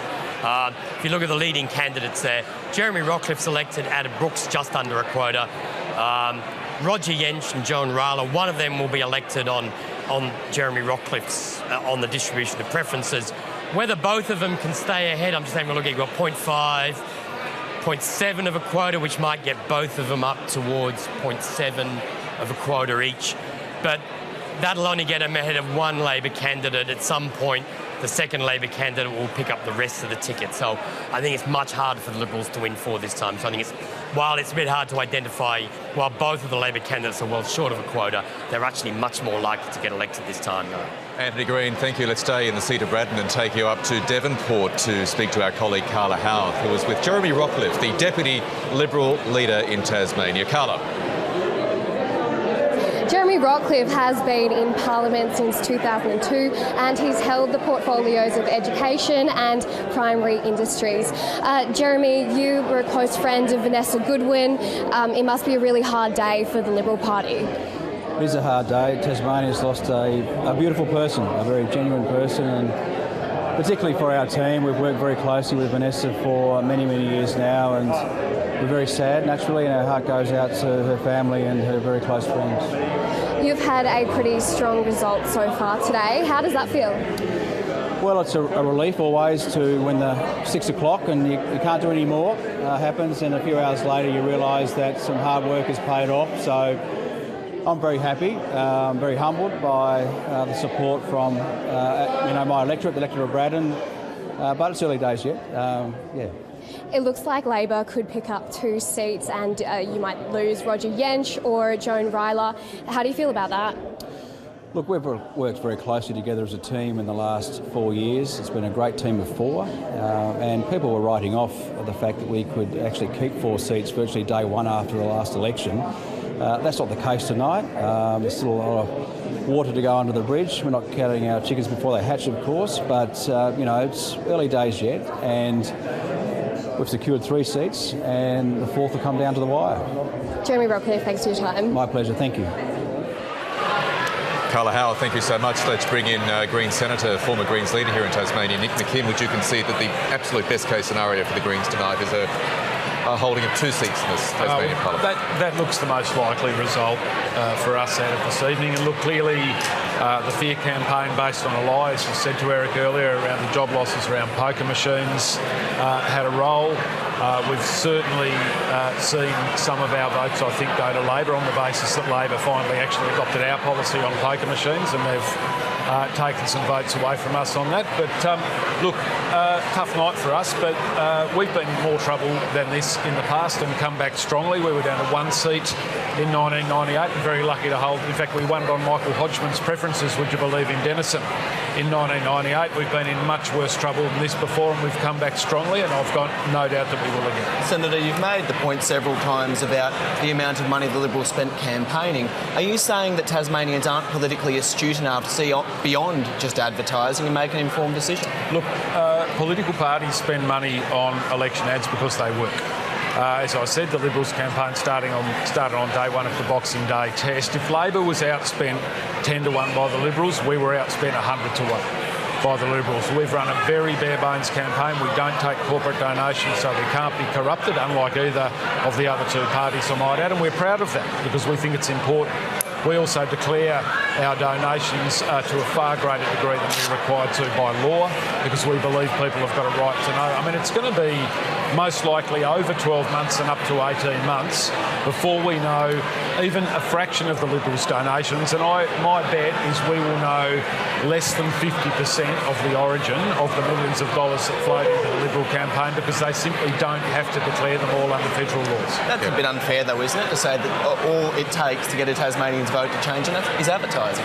No, I'm not saying that for all Tasmanians, but this stuff does shift enough votes. That's why the Liberal Party started advertising on Boxing Day last year. It works for them, and I fear that it's worked tonight. Nick McKim, thank you. Let's take it back to Anthony Green. He's going to take us up north for the latest on the seat of Bass. Well, we've declared 4 members elected in Bass. Peter Gutwin's elected, Michael Ferguson, Sarah Courtney and Michelle O'Byrne. If we look at the party totals in that election, the Liberals are on 3.5 quotas, a very strong vote for the Liberal Party. I must go back and look at some of my records on that. The Labor Party 1.6, Tasmanian Greens 0.56. Now, it's that race for the last seat, which is important. The Liberal Party on 3.48, they've got a significant number of preferences, as does these smaller parties here, Jackie Namby Network and the ungrouped candidates. Look at the change in vote. The Liberal vote has gone up in Bass. There's no change on the figures from last time. The Labor vote up, the Green vote down. If you look at the leading candidates, there's the 4 elected members, as I said, and Andrea Dawkins is... the issue is how the Labor vote will stay within the ticket. The Green vote will stay within the ticket. It's very traditionally strong. With so many surplus votes for the Liberal Party, how will they flow across to the Labor Party or to the Greens? And I think that's going to be one of the interesting aspects there. But that's... let me have a look again. What would my bet be? I would put my money on the Labor Party winning that. But that's, as I said, we've seen that a couple of times in recent elections. But definitely the Liberals have got 3 there, which is why they're one of the reasons they're in government. Thank you, Anthony. Julie Collins, are you confident of picking up that second seat in Bass?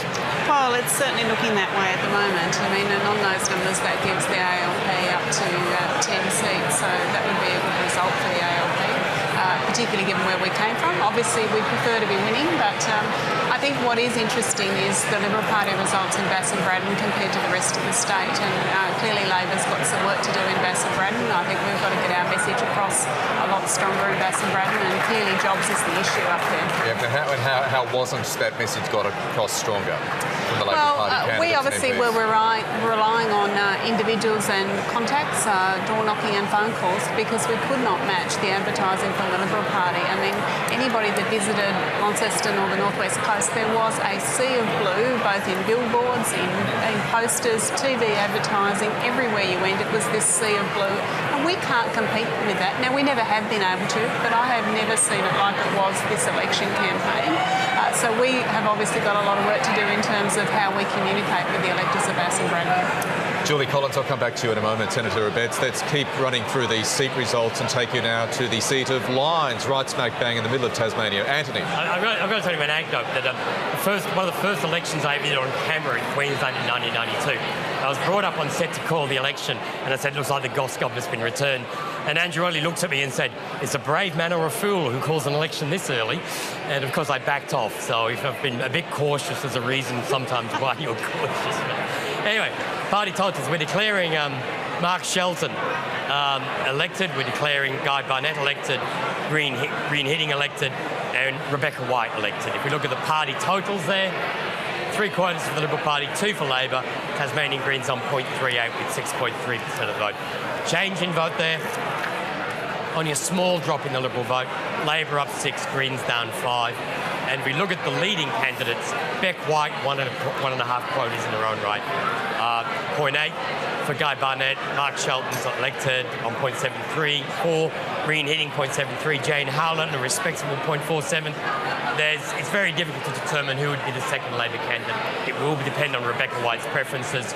There could be some leakage out of the ticket, but there's nobody else with a big enough vote to actually beat the second Labor candidate, so they should win the ticket. You're certainly not a fool, Anthony Green, and we might see you being a bit brave a bit later on in the night. Richard, what have you got? Michael, I'm hearing now that Rebecca White is set to step up at 9:30 to concede defeat in this election. Julie Collins, obviously not the result that you wanted this time around. No, obviously not. As I said, we'd rather be in the Liberal Party's position, but it has been off a small base. We obviously don't have the resources on the ground as a party in Bass and Braddon until recently, where we had our new federal members, Ross Hart and Justine Key, elected. They've been working very hard, but obviously that was not that long ago. And we've clearly got some work to do on the ground in those northern electorates. They have swung wildly before in the past, so, it is possible that they will swing back again next time after we've done some work in those electorates. Eric Abetz, lots of claims about the Liberal Party spin this election, and Nick McKim earlier said the electoral process was corrupted. I mean, I certainly wouldn't say that, but I would say if you're a donor, particularly a gaming company, the return on investment this election has been a pretty good one. Well, first of all, let me correct Nick McKim. He said that the Greens don't take corporate donations. They do. Graham Wood, $1.6 million. And, of course, there are others that have been disclosed on their record. So why he would assert that the Greens have never taken corporate donations, I don't know. In relation to Julie's comment that it was a sea of blue with posters, up north in particular, is indicative of community support, because people lend their front fences to posters of the political party they support. And that is the cheapest part of a campaign, whacking up a corflute. And so the more residences and properties people are willing to put them up is indicative of the support. But I was asking you about the bags of cash, the donations you got from the gaming interests. Oh, look, that is speculation. Matters will be disclosed as they have been in the past. The same laws that applied previously continue to apply. And let's be very clear, the Australian Labor Party and the Greens get bankrolled by the multi-million-dollar machines of the trade union movement. And also, might I add, it'll be interesting to see how much money went from people supportive of the horse racing industry and another gambling empire, namely Mona, into the No Pokies campaign. So all of this will come out. But can I quickly make because this it could point come out sooner, that I Eric, think we could do real-time donations. that has a national impact, and that is the fact that given things aren't travelling as well as we might want them to on a federal level, that the state Liberals were able to pull off 49.5% of the primary vote at a state election should give absolute heart to my colleagues in South Australia and Victoria who are facing state elections, one in a fortnight and the other later this year. OK, we'll leave that there. That conversation will come back to us with the news that Rebecca White, the Labor leader, according to Richard Baines, very closely connected sources, is about to come to this tally room to concede defeat. Let's take you now to the tally room floor. Leon Compton is with Mark Shelton, Liberal MP for the seat of Lyons. And isn't it amazing to think that we're considering ending the practice of having a tally room after this election? They've gone everywhere else. There's rumours that it's the last one in Tasmania. And yet the energy that you can feel here around me at the moment, it's absolutely electric. And there are politicians of all stripes and sizes, the general public, all mixing in scenes happening just over my shoulder at the moment. I'm sure you can hear a little bit of the hubbub. One of the detailed comments that Mark Shelton, the member for Lyons, would have heard only a few moments ago is that Anthony Green has called you re-elected in Lyons. Well, that's lovely to hear, Leon. I don't see all the numbers up on the board at this point in time, but it's fantastic to see that Anthony Green is calling that.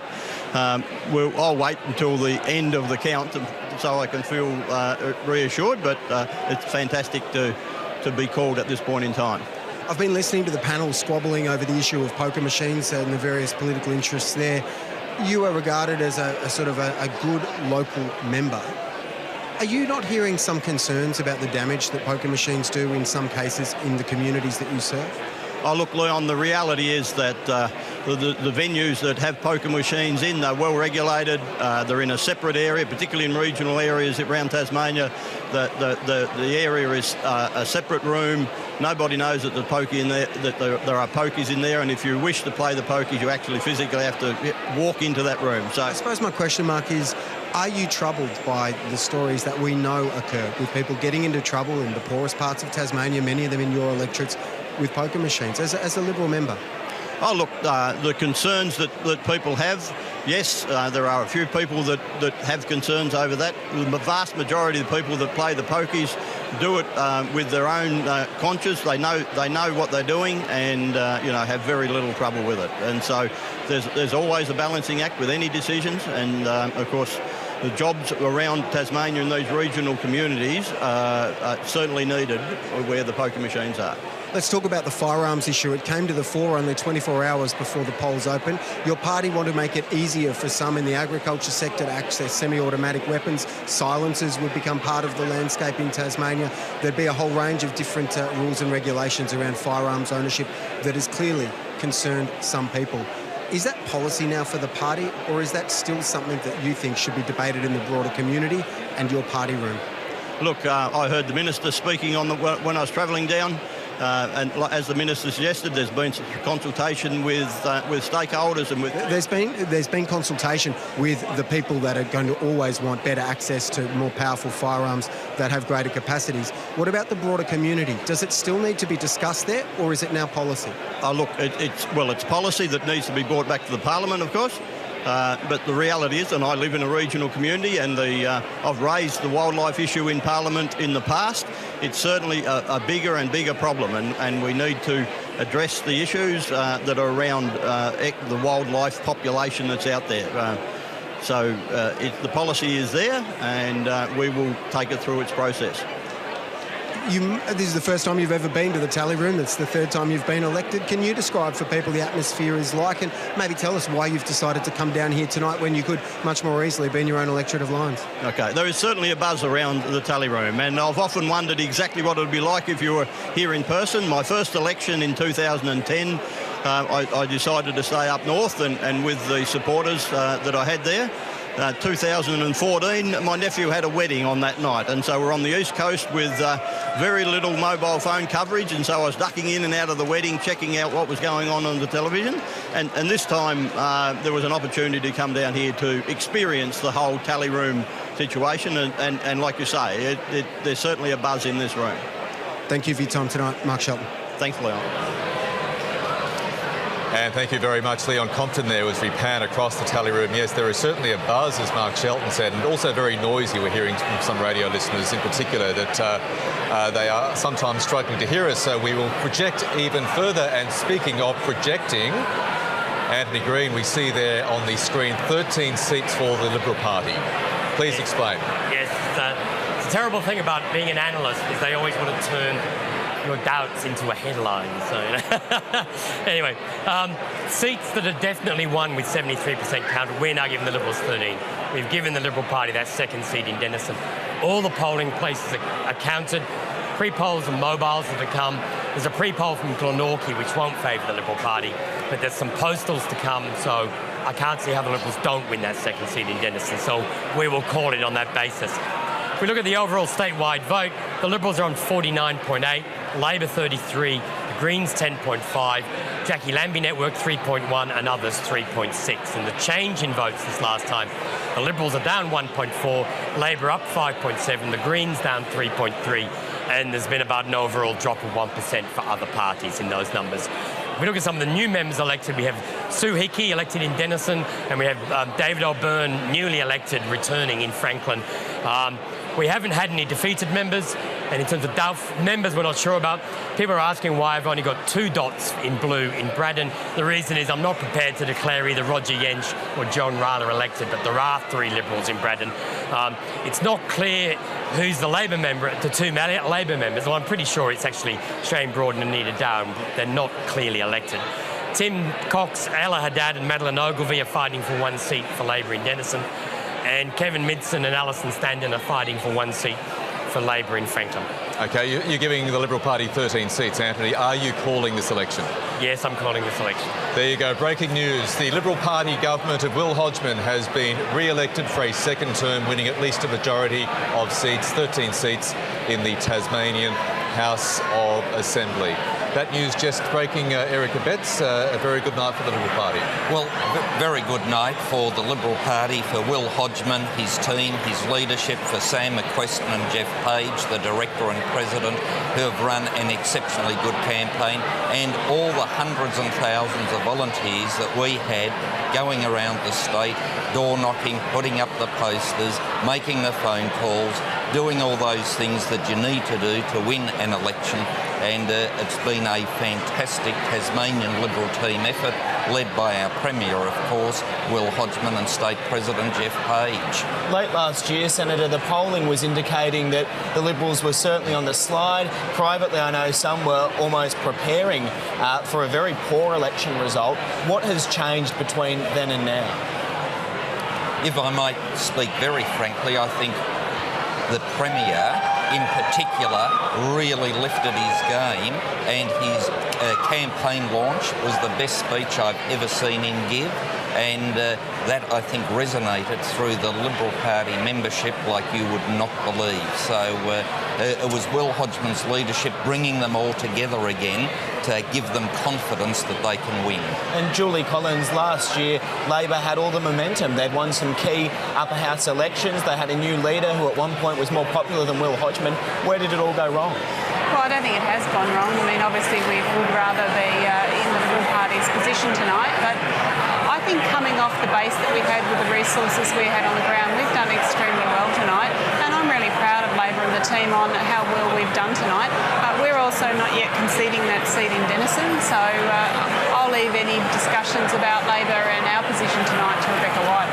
Okay, so you're confident Rebecca White, now the ABC is calling the election for the Liberal government, will stay on as Labor leader and work towards the next election in 4 years' time?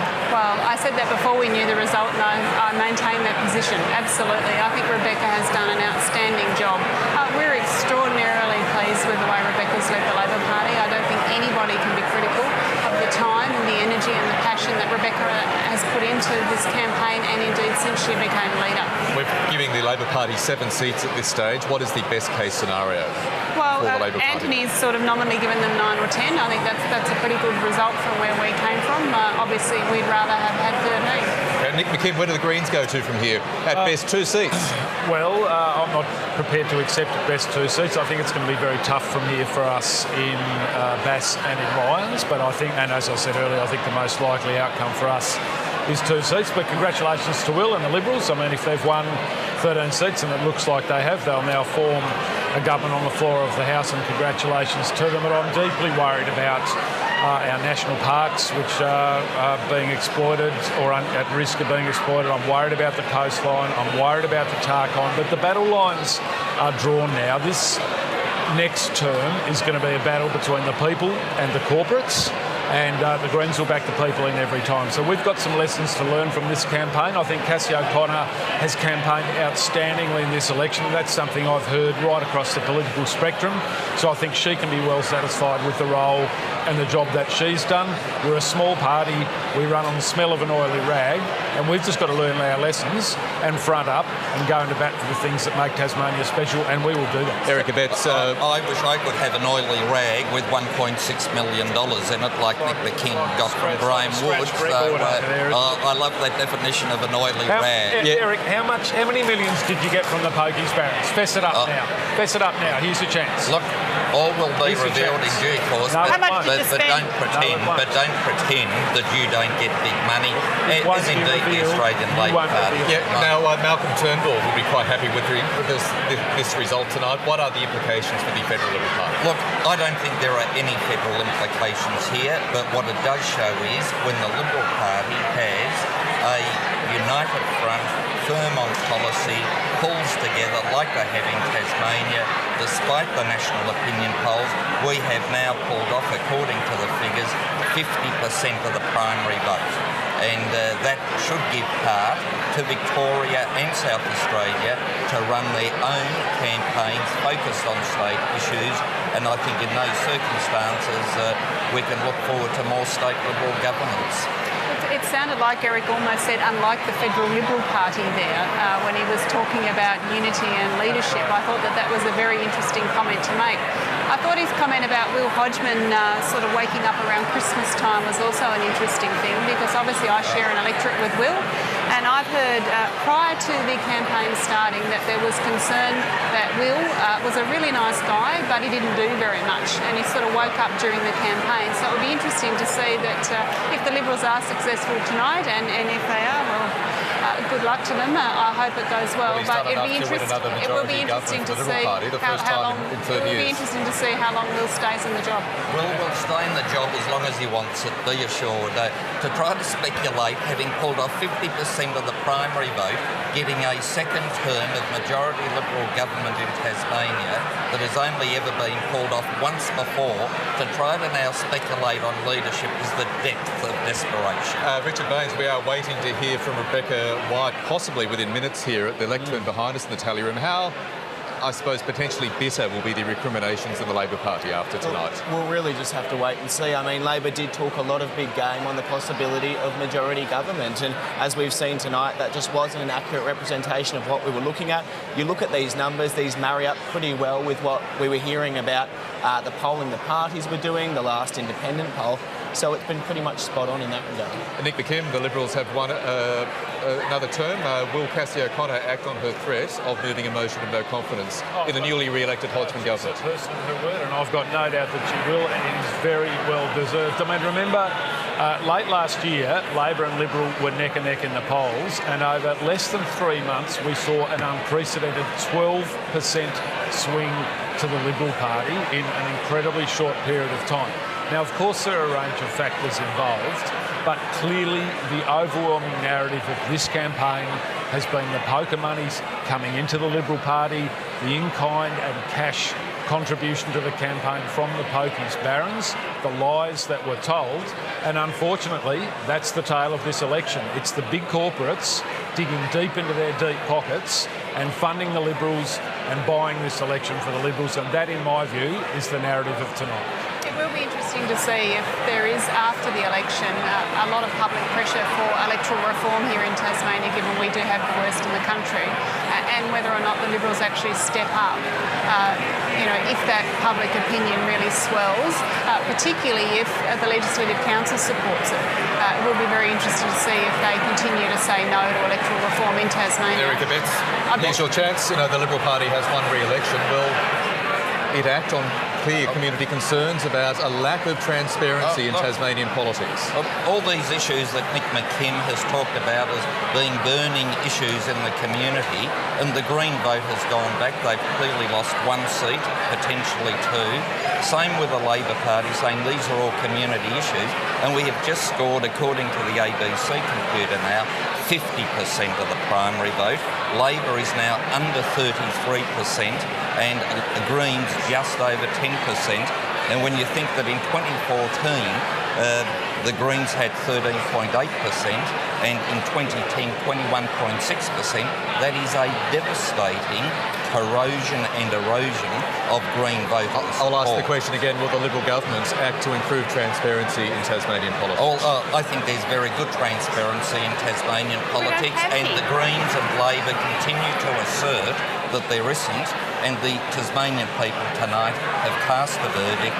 I know, driving down Macquarie Street last night, there were all these banners, highly expensive banners with Liberal equals corruption, unauthorised as they were, trying to make this claim, and the people have rejected overwhelmingly that assertion, because they know Will Hodgman, Jeremy Rockcliffe and the whole team are good, decent, solid individuals who are honest and dedicated to the service of the people of Tasmania. And these sort of slurs about being bought and having policy bought is, I suppose, the sort of throwing of rocks that some people do after a defeat, rather than looking at themselves and ask, what did we do wrong and how can we re-engage with the people to gain their support? That's what we did after the Bob Cheek election disaster. We didn't go throwing rocks around at everybody else. We said, we copped it, we've got to rebuild, and we have.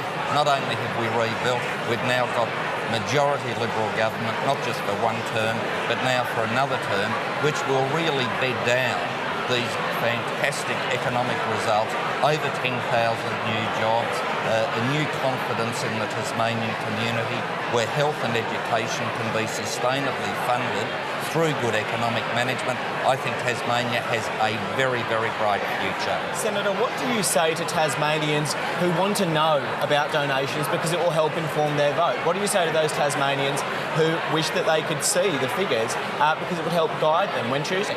Well, look, some Tasmanians might be of that view, and if they were strongly of that view, they undoubtedly voted for the Greens that lost 3.5% of their supporter base.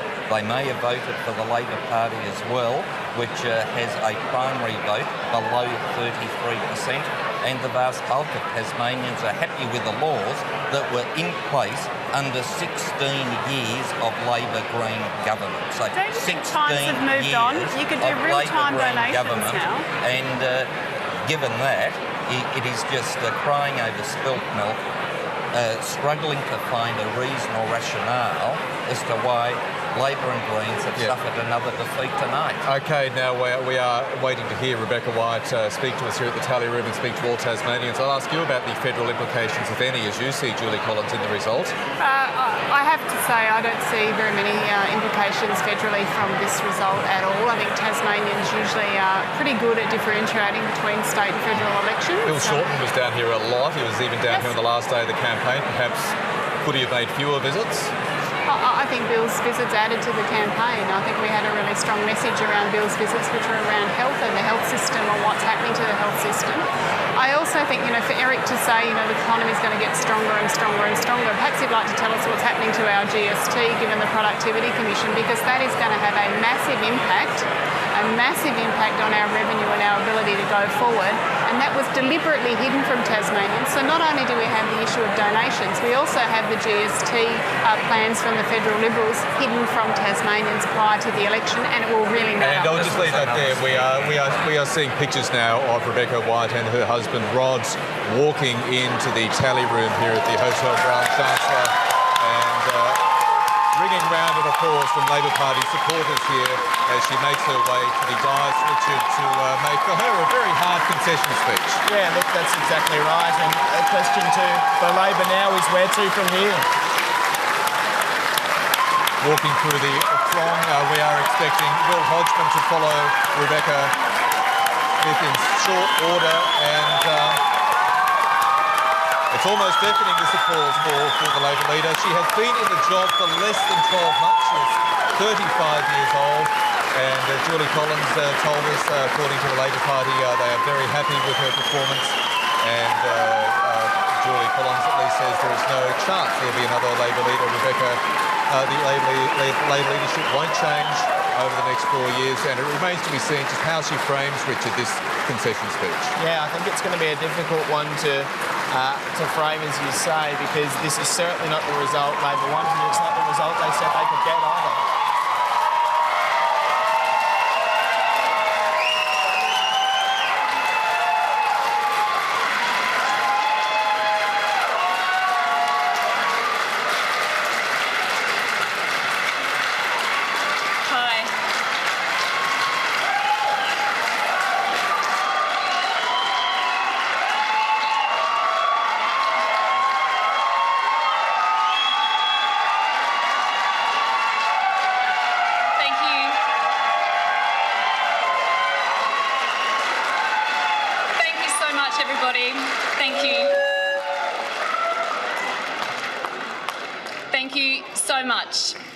Everybody who's supported the Labor campaign. I am so proud of the campaign that we have run this election. We are stronger.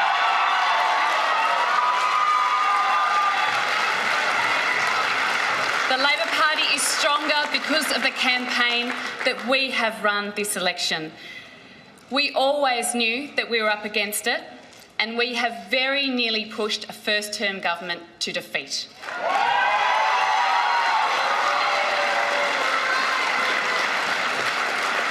We've run a positive campaign. It's been a fantastic positive campaign. We have run a campaign with integrity. And I'm so proud of each and every one of you that's made this possible. I want to say thank you to those first-time Labor voters. Thank you for voting Labor this election.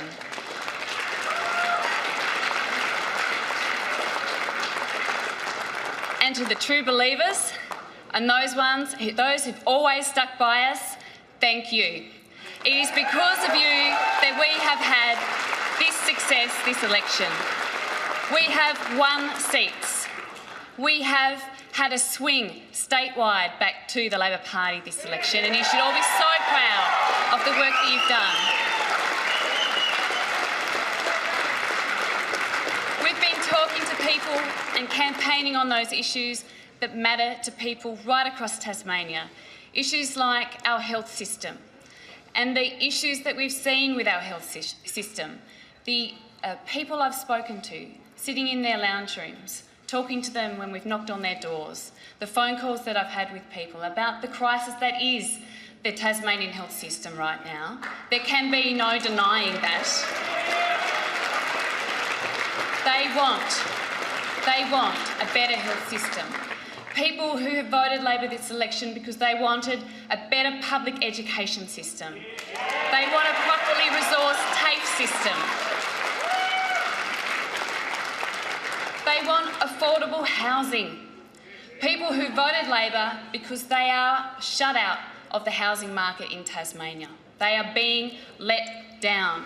People who voted Labor because they believe that people become before profits. They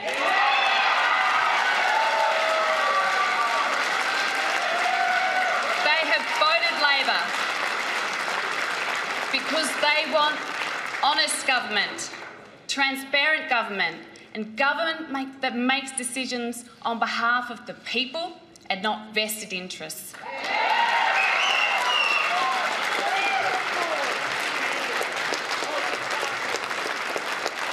I want to say thank you to all of the Labor volunteers and the Labor movement that has worked incredibly hard this campaign. We have made contact with 200,000 individual voters this election campaign. That is extraordinary, and you should be all so proud of the work that's gone in to talking to people one-on-one. Those one-on-one conversations, they matter. They really matter, and we've seen that today with the support that new candidates for the Labor Party have received right across the state. And I'm so excited that the Labor Party is building its team this election. We have won seats and we've won support because of those conversations. We have seen this election campaign the most well-resourced campaign in Tasmania's election history. It has been the most well-resourced campaign in Tasmania's election history, and it should not be the case that you can buy a seat in the Tasmanian Parliament. That is a shame.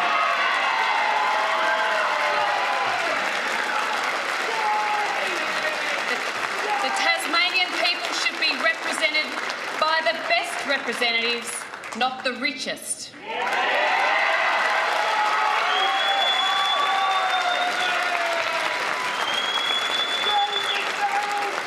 Today, the Tasmanian people have put this Liberal government on notice. Bill Hodgman and his team have been put on notice. Today marks a new era in Tasmanian politics because people want government to make decisions on their behalf. They want transparent, good government that is going to make decisions that benefit them and not somebody's rich mate.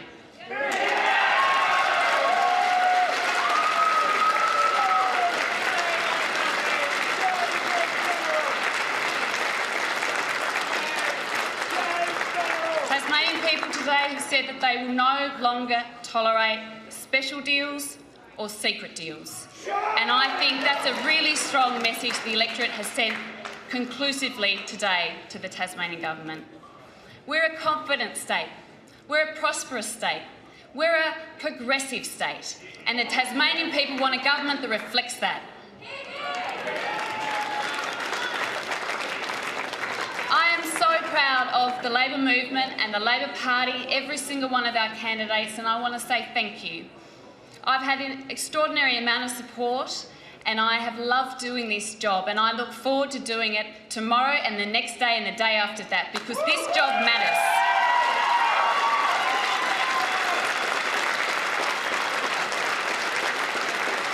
I want to acknowledge those members of Parliament who've lost seats today, but also acknowledge those candidates who've won seats today. It is very exciting for those Labor candidates who are joining our team, and I can't wait to see you in the Parliament beside me. We ran a fantastic team of candidates right across the state, and every single one of them deserves to be in Parliament. And I am incredibly humbled by the work that they have done, presenting the Labor policies right across the state and working hard every single day to ensure that people understood that Labor at this election stood up for fairness, for equality and for social justice. And we were supported because of those values.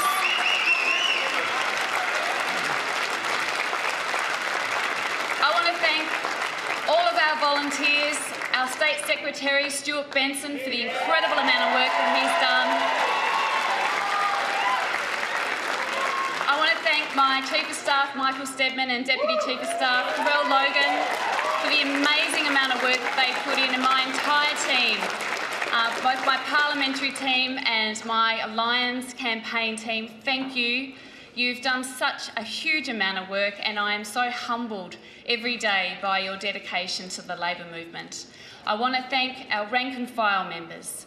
I want to thank our union affiliates. It's because of you working every single day on the doors, on the phones, talking to people about what matters to them, that we have had a groundswell of support for Labor at this election, coming off a crushing defeat just 4 years ago.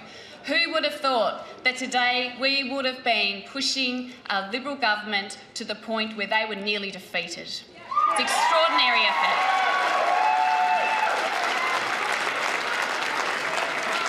I'd like to acknowledge retiring members from the Labor team this election, this Parliament's term, Brian Green, Lara Giddings and of course David Llewellyn, and wish them well. And I know Lara's here, and I hope to catch up with you soon, Lara.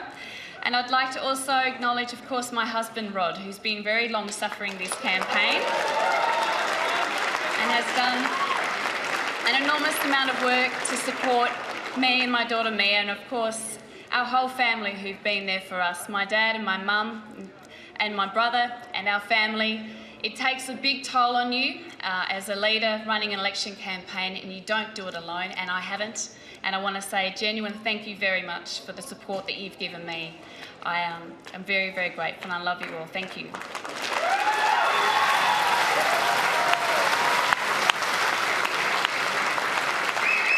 I'm a very proud Tasmanian. I'm an extremely proud leader of the Labor Party today because we have achieved so much together. I'm incredibly proud of our state and the opportunities we have for the future, and I know that we can be better. And that's what I'll be working towards every single day. I am so excited about the prospects for the Labor Party because we've got an amazing, talented, dedicated group of passionate people who want Tasmania to be better because we love this place. And I'm looking forward to tomorrow and what the future brings. And thank you very, very much.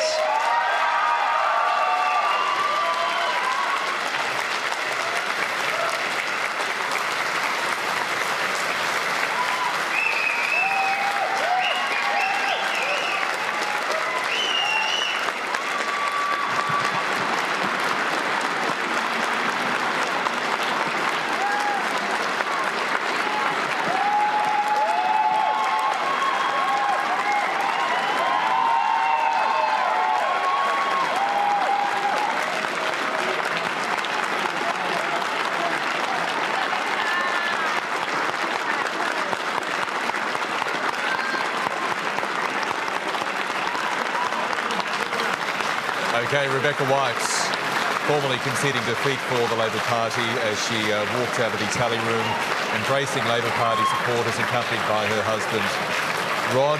Richard Baines, a strong, almost a defiant concession speech by Rebecca White. It was a remarkably upbeat concession speech, given that Labor has just lost the election. And, I mean, you'd think now, from Rebecca White's perspective, they look at starting, obviously, to rebuild and building, I suppose, a credible alternative government. There were a lot of questions during this term about who would go where if Labor did win, who would go, for example, to the health portfolio. So, Julie Collins, we'll bring you in. Where does Labor start from here? Well, clearly off a much larger base than we had before. I mean, we only had 7 members to Liberals 15. I think this is going to be a much tighter contest. I think we saw an extraordinary speech from Rebecca there. I think it shows the strength of her, and she's obviously a very talented woman, and I think she's got a lot of support within the Labor Party building forward. As I said, I think we've got a lot of work to do in Bass and Braddon. We'll obviously get the support of our federal members there who have been doing some of that work, but perhaps for not as long as we need them to on the ground in those electorates. We clearly have to do more to get our message across to the people in the north and the northwest. And how do you go about doing that? I mean, Labor consistently said they were running the biggest grassroots campaign they've ever run. It's clear that didn't work. Well, we absolutely did do that, but clearly, we have to get our messaging a bit more targeted. I mean, we're also competed with, the big money and the big spend in the advertising that Rebecca alluded to. I mean, we've heard from Eric that apparently the Liberal Party is not going to bow to public pressure and is not going to do anything about electoral reform, and I think that is a real shame because I think the Tasmanian public really, really want it, and I think that there will be a lot of pressure on the government to do something about it. Okay, we are expecting to hear from Greens leader Cassie O'Connor very shortly as well, and in quick order after her, the re-elected Liberal Premier of the state of Tasmania, Will Hodgman. And while we'll wait for those two other speeches, let's take you back to a summary of where we stand at the moment. The ABC has declared the Liberal government has been re-elected. Anthony Green, let's kick off with his seat of Bass. Let me see, we got 82.7% counted. It's very loud in here. It probably doesn't get picked up as much on the microphones. The Liberal Party's got 3.5 quotas, the Labor Party 1.6 and the Greens 0.55. The Liberal Party will win 3 seats. The Labor Party, if we look at the leaders in that electorate, you can see that Michelle O'Byrne's got a quota. So Peter Gutwein and Michael Ferguson have got more than a quota, and that will elect Sarah Courtenay to a 3rd seat with votes left over. So if we go back and look at the party totals, the Liberals will have a surplus, which will be distributed as preferences. These other candidates will go out, so it comes down to, you'd expect the Labor vote will drift a little bit out of the ticket. The Greens vote will drift less out of the ticket. So they're starting about equal. So the winner of out of the second Labor candidate or the Green candidate, the Green sitting member whose name has momentarily forgotten me, will depend on the preferences of the other parties being distributed. So it's going to take a long time to resolve that one. So definitely 3 Labor, 3 Liberal, 1 Labor. It's difficult to call that last seat between Labor and the Greens at this stage.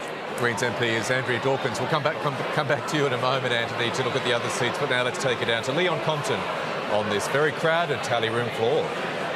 Well, indeed, and I've moved just outside the tally room floor. I'm outside the entry to the theatre here, and it's a bit like a football match when your side's a fair way behind, because Labor supporters have just been pouring past me over the last couple of minutes as Rebecca White's concluded her speech, some of them wiping tears from their eyes. And so now it's about waiting for Cassie O'Connor. She's expected in 10 minutes' time. Her speech, I remember Nick McKim's speech well from last time, and it went on for longer than either of the major parties. Let's expect it to be a fairly long one. And then Will Hodgman is expected at 10:30 tonight to accept victory on behalf of his party. Wasn't a great view of your speech-making abilities there, Nick I think McKim. it was a comment on the length rather than the quality, but I had a few things I felt I needed to say. I think you'll find Cassie's a bit shorter tonight. OK, let's now go back to Anthony with the latest on the seat of Braddon. 76% counted there. The Liberal Party, 3.37 quotas, 56% of the votes, and the voters stayed quite strong. The Labor Party, 1.64, and there's quite a lot of votes with the other candidates. None of those candidates has got a great vote in their own right. So it'll come down to which of the second Labor candidate who wins. Just point out the Green vote's 3.4%, which is the lowest they've ever got. It's a very poor result in both Lyons and Braddon. There's a very poor result for the Greens, and so I think the Greens are going to recover that. In the other of 3 electorates, it's back to the level of 1998. But in Braddon and Lyons, it's gone way below the level of 98. So there's some issues there about how they poll in other parts of the state. Let's have a look at the leaders here. We've definitely declared Jeremy Rockcliffe elected. Adam Brooks is elected. One of Roger Jens and John Rala is elected. I'm not prepared to call which of those is elected because there's half a quota there. It will depend on how candidates flow. But there are 3 Liberals.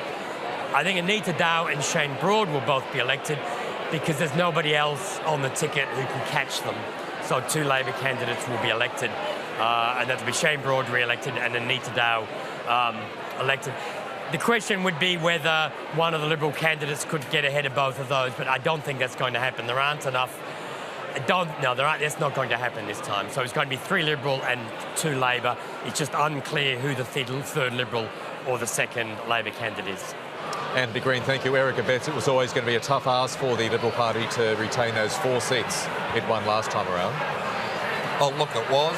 We were very happy to have won the 4th seat. Joan Ryler and Roger Jens have both worked exceptionally hard, and I still wish and hope that both of them could get re-elected. Haven't fully given up hope, but I've got to say it's looking very tough. Senator Betts, 13 seats, though. It's a wafer-thin majority. Oh, look, with great respect, that sort of comment, and I heard what the Labor leader said about nearly pushing a first-term government to defeat. The latest figures now, a primary vote for the Liberal Party of 50.7%. 50.7% primary vote.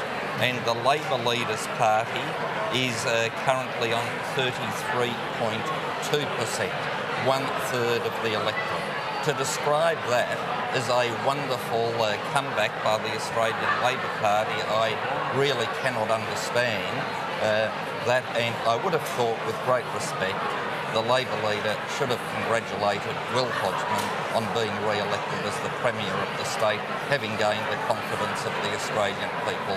I don't think, with respect, Richard, it was an upbeat speech. It was full of cliches, nothing of substance, and it lacked that element of saying, we lost, they won, congratulations to them. Julie Collins, Senator Betts is right, isn't he? Rebecca White should have thanked Will Hodgman as his Liberal Party was returned.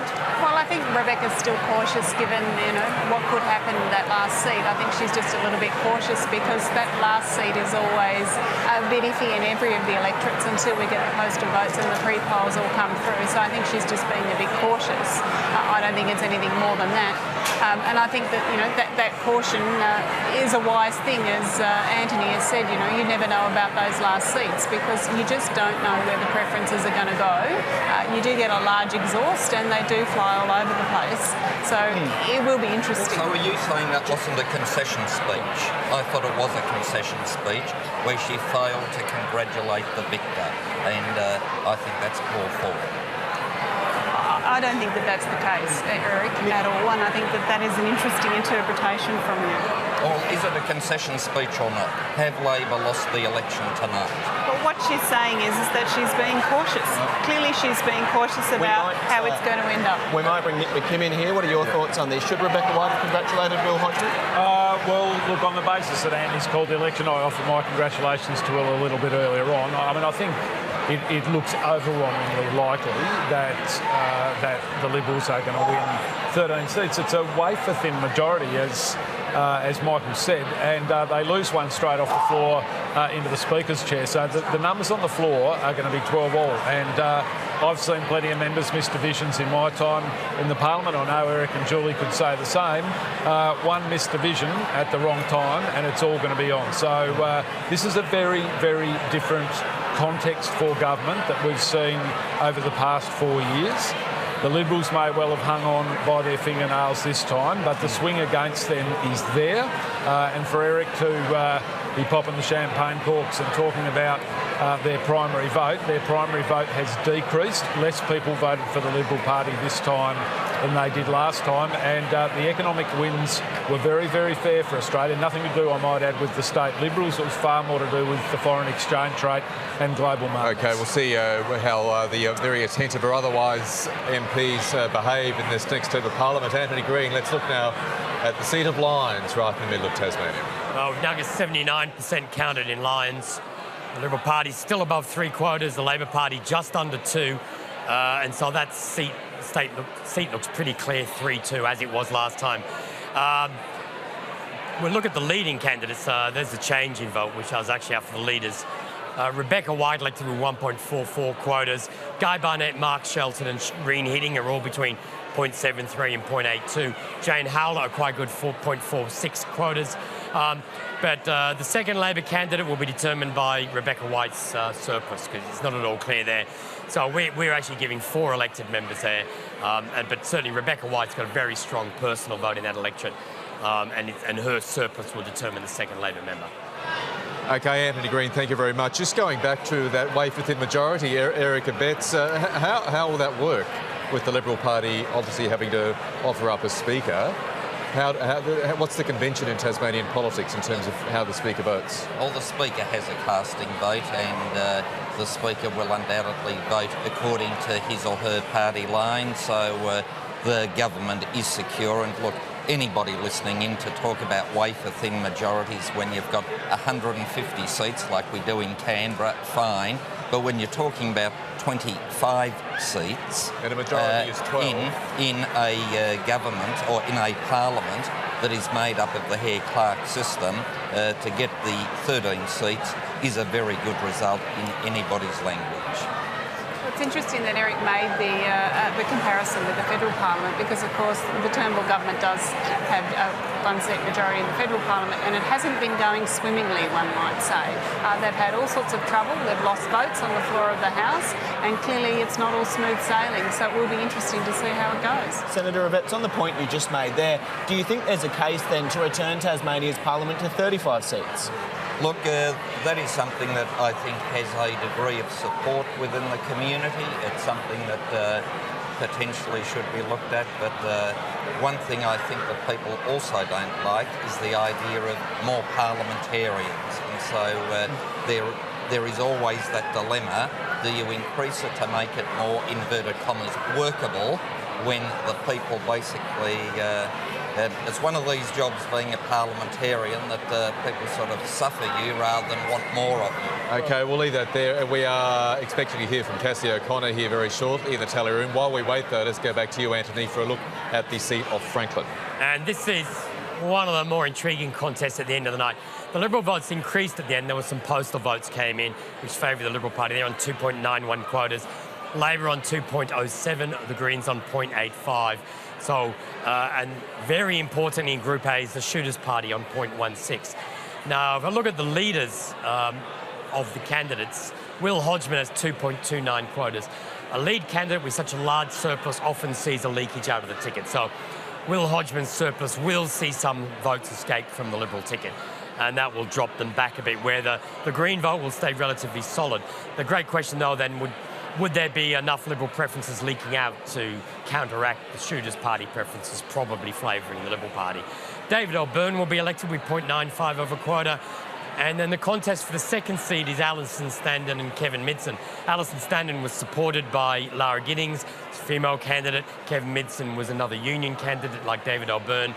And so it appears that Alison Standen's got some support through Lara Giddings, and I think she's I think she would be favoured to win that seat. There's two other Labor candidates, both female. There's often a bit of a leakage following the gender lines in Tasmania. So I think I'd say favour Alison Standen at the moment on winning that seat. And Jackie Petrusma will be elected on Will Hodgman's surplus. So the last seat, I think, comes down to between Nick Street, the third Liberal candidate, and Rosalie Woodruff for that final seat. And to be honest, we'll need more counting. And when Will Hodgman's first preferences go out, that surplus on the first day of the distribution of preferences on Wednesday week, then we'll get a better picture of it. Anthony Green, thank you. Julie Collins, as somebody very familiar with the seat of Franklin, representing the federal seat of Franklin. How do you read the results there? I'd have to pretty much agree with Anthony. I think, it will be difficult for Labor to get more than 2 seats from there, but I think that it's a good result from where we came from. We were unlucky not to win the second seat last time. I think David O'Byrne last time was about 700 votes short, so it's good to see that we've got the 2 seats in Franklin. Let's talk about the federal situation. We do know the state of Tasmania was bad for the Liberal Party as we watched Cassie O'Connor walking up to the stage there. It was the killing fields, Eric Abetz, for the Liberal Party in the last federal election. What extrapolation can you draw for the looming federal election, possibly as early as this year, from tonight's result? And indeed, Justine Key has very real issues in relation to her constitutional capacity to sit in the parliament. These figures look very good for us. Cassie O'Connor walking towards the dais here and greeted, as Rebecca White was, by Labor supporters, being greeted by Green supporters here. This hotel where the tally room is right smack bang in the middle of the seat of Denison, where she has been re-elected for another term, more than likely presiding over really a rump of possibly just 2 Greens members of the House of Assembly. Let's hear now from Cassie O'Connor. Good evening, Tasmania. Before I begin, I wish to pay my respects to Tasmania's first people, the Palawa Pakana. To Aboriginal elders, past, present and emerging, I pay my deepest respects. And I acknowledge the Palawa Pakana as the original owners and custodians of this beautiful island, Lutruwita, Tasmania. I acknowledge that we are standing on Aboriginal land, a land that was never ceded by its people and that was taken from them at the point of a gun through violence and trickery.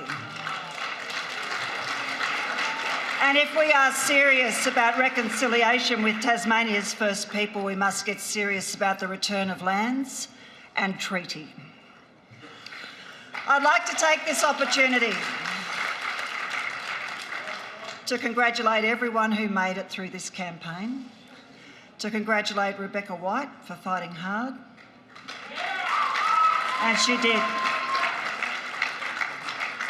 And congratulations to Will Hodgman on what looks like a win. I do wish you well. I do wish you well, Will, and I do hope that over the next 4 years you put this island and its people first.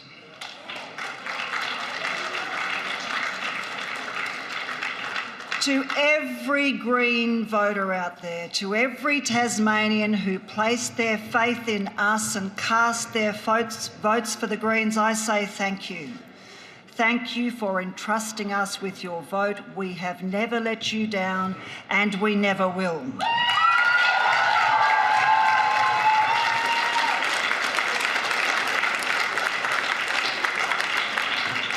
To our mighty Green volunteers, thank you. To our staff who worked on this campaign, little team but a terrific team, thank you. To our candidates, I'm so proud. I'm so proud. Rosalie Woodruff, our MP for Franklin. I love you, Rosalie.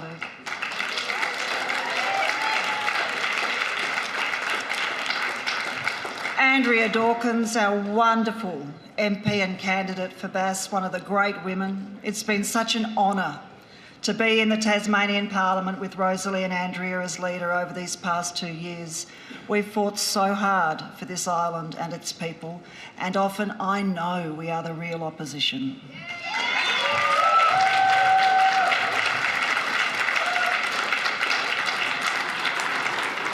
To our other lead candidates, Fraser Brindley and Lyons. Fraser, you are a remarkable man.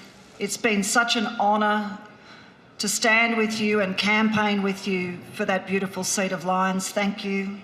Scott Jordan, champion of the Tarkine and of the Northwest, always. Thank you, you mighty Greens.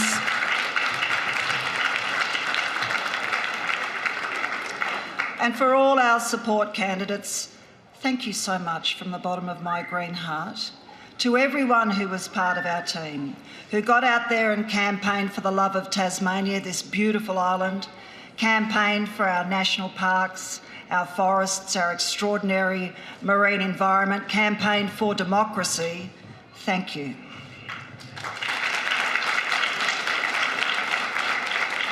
And we did put some great policies out there.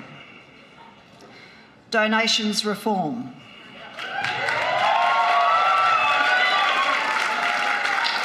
An inquiry into foreign ownership and influence, and we will move for that in this next Parliament.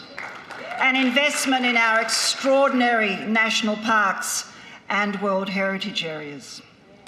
An investment in child protection. We were the only party that took a policy on child safety, a real policy on child safety, to invest in keeping our children safe to this election. Just as we were the first party out there on making sure we're investing in public education so every Tasmanian child, no matter where they live and where they go to school, has the best possible chance to shine. We were the only party that took a plan for climate change to this election, and you would expect that from the Greens. And a fantastic policy on resetting the balance for our planning system, so the planning system works for people and this island, not for big developers.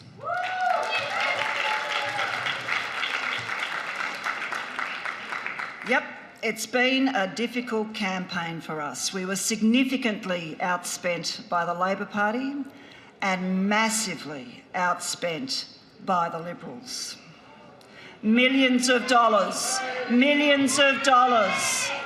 pouring in from the gambling industry, from the federal group, into Liberal Party coffers.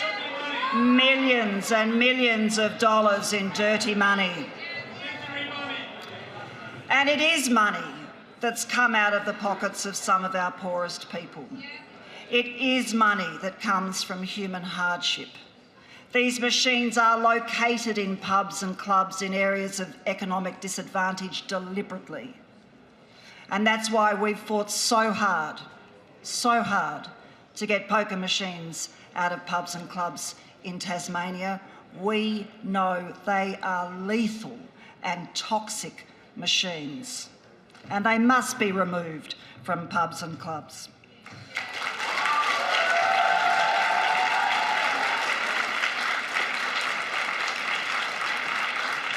So many Tasmanians have been saddened by this corruption of our democracy, by a gambling industry that poured millions of dollars into one party's coffers in a bid to buy this election.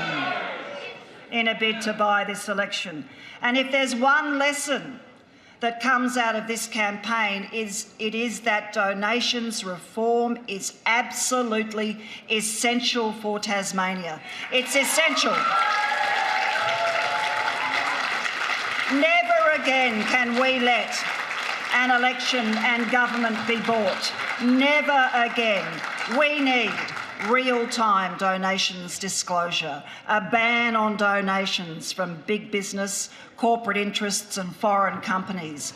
And we need a cap on election spending so that elections become a genuine contest of ideas, not a contest of how much money you've got in your bank account.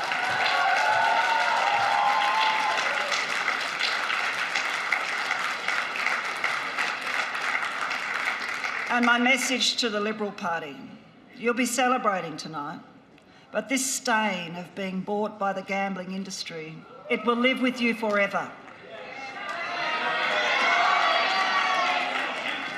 And I say this to the Liberals too. You have no mandate for weakening gun laws in Tasmania, none whatsoever. You tried to keep that policy secret from the people of Tasmania and it didn't work. And to the Liberals, you have no mandate for logging our rainforest reserves, none whatsoever. No mandate for logging the 356,000 hectares of high conservation value forests that should be in reserves because you didn't put out a forest policy. And you certainly have no mandate for the 200 policies that weren't publicly released before Tasmanians went to the polls. You cannot keep policies secret from voters. You cannot do that and then claim a mandate for those policies. And mark my words, no matter how many Greens are in the Tasmanian Parliament after this next election, after today, we will be in there, dogged, determined, tenacious, the true opposition for Tasmania's environment, for communities that the old parties play deaf to. We will be the voice for our beautiful national parks, which the Liberals want to let the developers in to exploit. We will be the voice for Tasmania's extraordinary, beautiful, globally significant and carbon-rich forests, which we must protect for their own value and as a gift to future generations.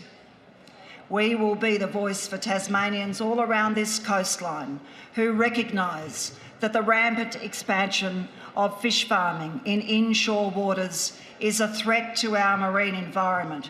We will continue to be your voice in the Tasmanian Parliament. Because looking after this beautiful island, it's in our DNA. It's what we do. We are always here for the love of Tasmania and its people. And yes, it's been a hard election for us, but we've been in worse places and we'll be back.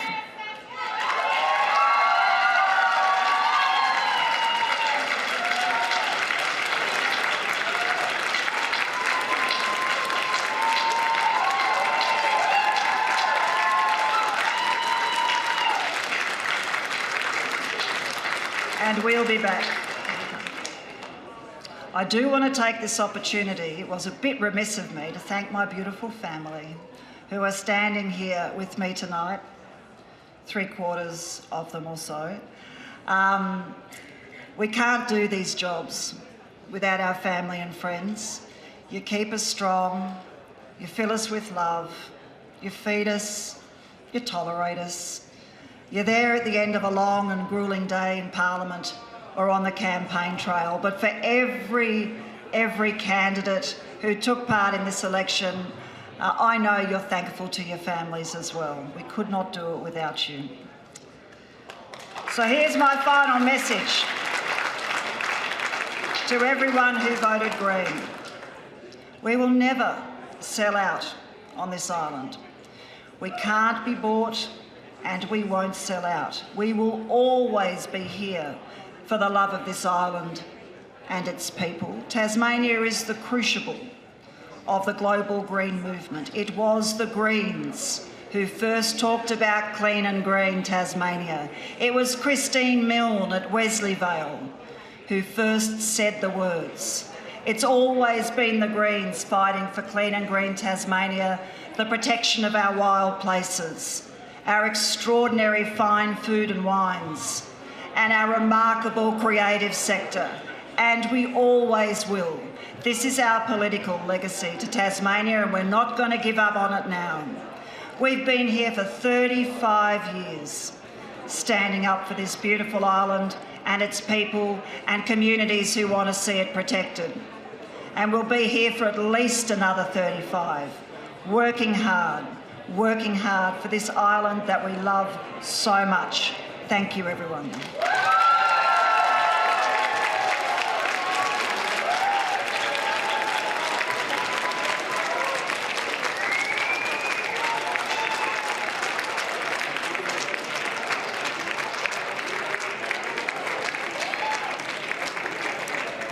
The Greens leader, Cassie O'Connor, making her way from the tally room after an interesting speech. Nick McKim, I think it's fair to say she showed a fair bit of chutzpah there, given she's a leader of a party whose voters slumped tonight.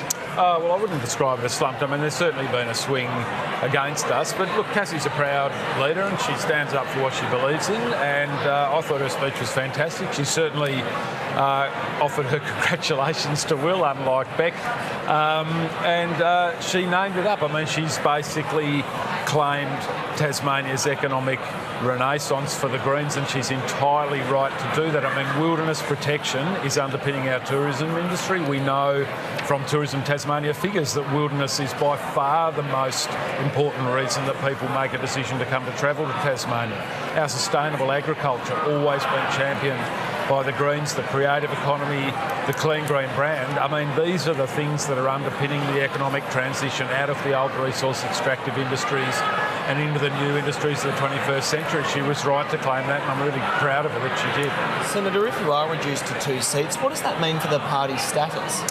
Well, look, party status is actually a matter for the standing and sessional orders on the floor of the Parliament. So if the Liberals win 13 seats, it'll be up to them in terms of party status. But look, I'm not going to sugarcoat tonight's result. I mean, it is a disappointing result for us. I'm with Anthony. I'm not writing us off in Bass just yet. But we need to look at how this election went for us. We need to try and work hard to understand why it was that our message didn't resonate with people. And as I said, and as Cassie said, we've been in far worse positions than this and come back bigger and better than ever, and I've got no doubt that. OK, while we're talking post-mortems, what could Cassie O'Connor and her candidates have done better over the last 5 weeks? Oh, look, I'm not going to do a post-mortem here tonight. I mean, we need to wait till the vote's counted, and then we'll go through our internal processes as a party. We always review our elections, win, lose or draw, good result or bad. We'll be doing the same this time, but clearly we need to do more to get our message out there on the issues that matter to our voters and our potential voters, and how we do that will be the matter. How quickly can you come back? Oh, look, as I said, in 1998 we were lucky to hold on to a single seat, and we were back 4 years later when I was elected in 2002 with 4 seats. So we can come back very quickly. And I've got no doubt that we will. And Julie Collins, we heard Cassie O'Connor declaring the Greens as in her words, the real opposition. you say? Well, I don't think the figures have borne that out tonight. As I said earlier, we've gone forwards tonight. The other two parties have gone backwards. We'd obviously prefer to be in the winning shoes, but it looks like that's not to be. So, it's quite an extraordinary claim, I think, from Cassie, given that they could end up with one or two seats, depending on how the cards fall with those last seats and those electorates. Okay, we are waiting for the final act in this night of drama here at Tasmania Votes, and that, of course, is hearing from the freshly re-elected Tasmanian Liberal Premier Will Hodgman. We expect him not too far away. Richard Baines, Erica Betts, what, if any, changes can we see from a second term of a Hodgman government? Well, the first term has been so successful that if Will Hodgman were able to replicate that with his team, I've got to say that people would be exceptionally well satisfied. So this has been an exemplary government in relation to stability, policy, the way it's conducted itself, quite exemplary, and I hope it's business as usual as soon as the polls are declared, so Tasmania can keep on and raise itself, dare I use the slogan, to the next level. Will Hodgman, not too far away, will come back for more conversation on the panel, but let's now go back to the tally room floor to Leon Compton. Yeah, Michael, there's a really interesting tide to these sorts of events. After Rebecca White left the stage, the Labor tide moved out, the Green tide moved in. Now the Greens have left, and young Liberals, like the people gathered around me, are starting to get ready to celebrate the arrival of the next Premier, the serving Premier of Tasmania, Will Hodgman. Team, how are you feeling tonight? Fantastic. Amazing result. The result you expected? 4 more years, exactly what we expected. Right, and so you'll see lots of hooping and hollering, lots of cheering as Will Hodgman comes to the stage, as you say, at about 10:30. Can I just share one reflection that I think has been interesting tonight? We've dotted all through our coverage reflections of the passing of the late Vanessa Goodwin. I am really interested that neither the Greens nor Labor, unless I'm mistaken, have acknowledged Vanessa Goodwin, her passing and the contribution that she made to political life in Tasmania, which I think is an interesting note. I doubt Will Hodgman will miss the opportunity to comment about a woman that people on all sides of Parliament felt dearly. So it's back to you, and in about 10 minutes' time we're expecting that the room will fill further, that Will Hodgman will stand up and share his vision for the next 4 years as Premier of Tasmania. Leon Compton there, and Leon, in fairness, we have had both Julie Collins and Nick McKim expressing their condolences to Vanessa Goodwin's family, and it really has been... Yeah, just to be completely fair there, and as of course the Liberal Party has, but looking forward, we're talking, I just asked Erica Betts, Julie Collins, about Labor Party government changes. What can we expect to see from Rebecca White in a second term as opposition leader? She's only been in the job for less than 12 months. Yeah, well, I think Beck's done an outstanding job. I mean, we have a review of every election result. One thing that we haven't talked about tonight that I did pick up during campaigning is the role of majority government. I think the fact that Labor was on 7 seats, it took a lot to convince people that we could form majority. So I'd be interested to know the other panellists' views on whether majority government played a role in it. Now that Labor's much closer to majority government, whether that will be an issue next time, because clearly we can win a majority from where we're going to be after tonight.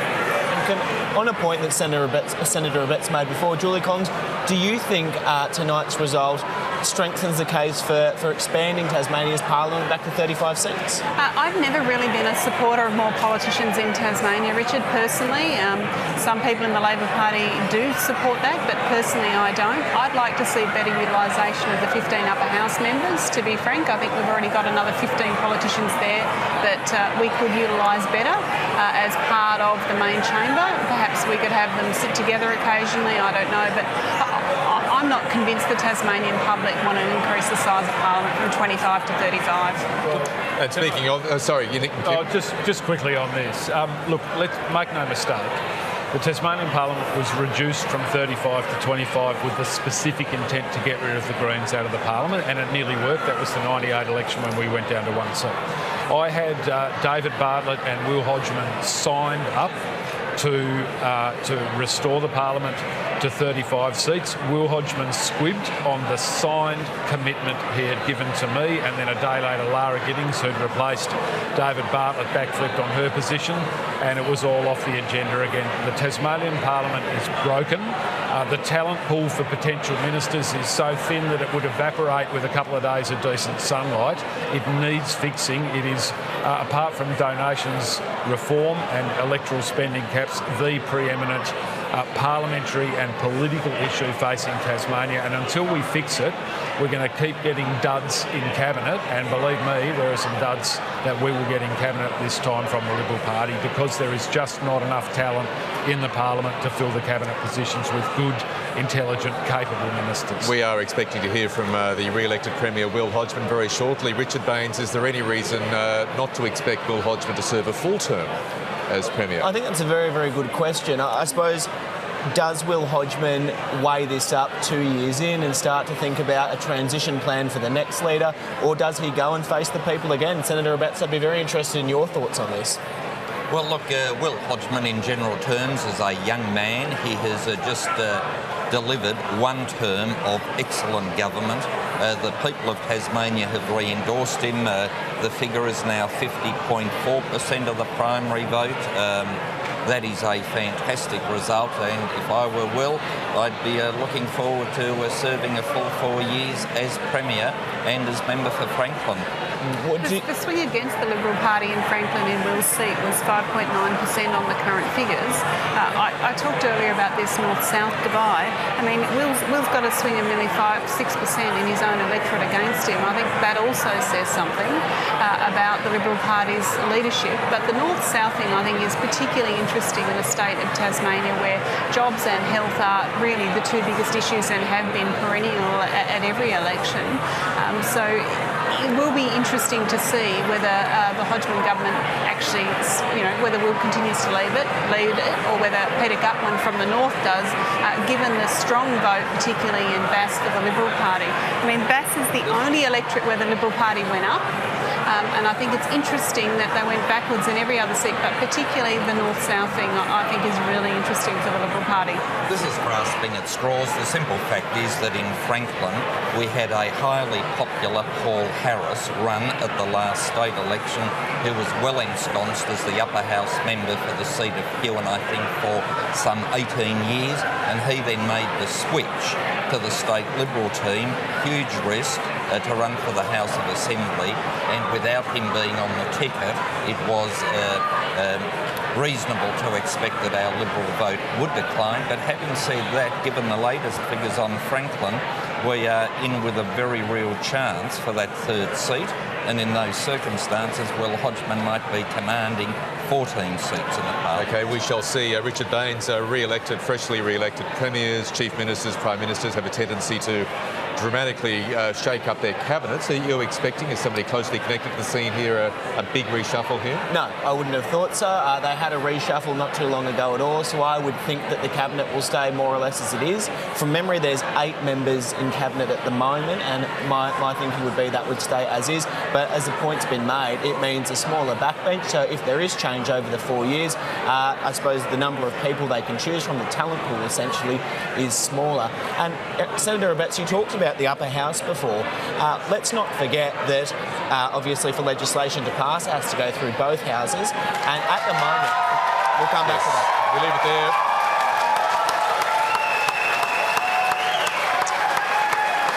And there we see Will Hodgman, wife Nicola and children coming to address the Liberal Party faithful here in East Hollywood.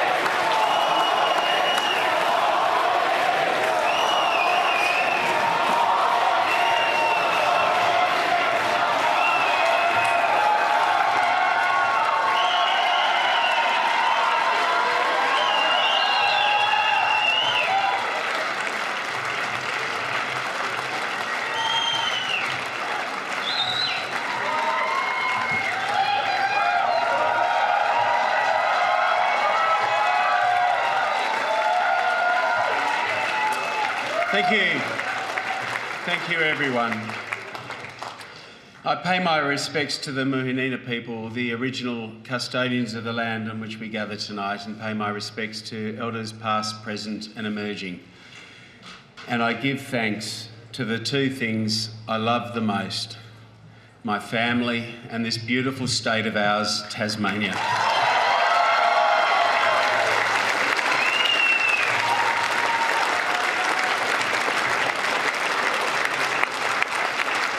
to Nikki, to Will, who can't be with us tonight, to James and Lily, to my two beautiful sisters, Ange and Tor, and to our extended family that I cherish so much, my heartfelt thanks for all the support you give me. And to the state that I love and the people of Tasmania who have made a decision about the future direction of our state. 4 years ago, they voted for change. Tonight, they have voted for no change, to stick to the direction this state is heading in and to take our state to the next level.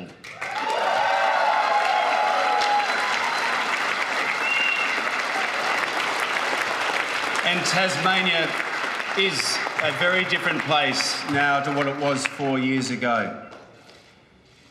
Our state is more confident, it is prouder, it is stronger, and I believe our best days are ahead of us. I am so proud of what we have done to kickstart an economy and to create jobs for 10,000 more Tasmanians. For Tasmania's unemployment rate to be the second lowest of any state in the country, and for Tasmanian businesses to be the most confident of any state in the country. To have got our budget back from deficits into surpluses. And the reason why this is all so important is so that we can invest more, as we have done and as we will do, into our schools, into our hospitals, into keeping cost of living pressures down, into putting more police into our communities to keep them safer, into investing into the infrastructure that our growing state needs, and to protect our precious way of life. That is our plan, that is our vision, and tonight Tasmanians are giving us the honour and the responsibility of delivering for the next 4 years under a majority Liberal government.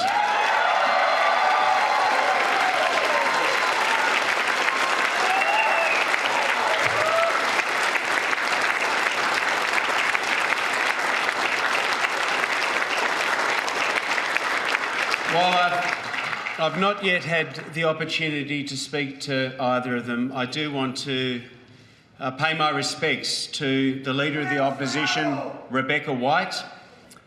It does, and I would know, it does take courage, passion and commitment to step into a leadership position at a young age and to lead a political party. And to Cassie O'Connor, I have no doubt she will continue to be a strong and passionate advocate for the causes that she believes in, and I look forward to working with both of them in the new Parliament.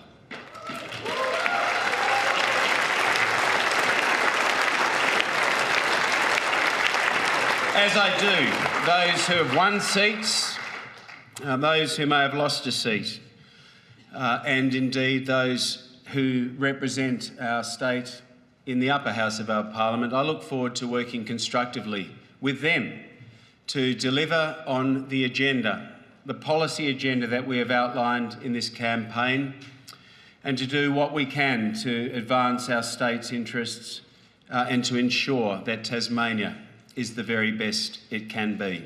And I look forward to working with all members of our new Parliament to achieve that.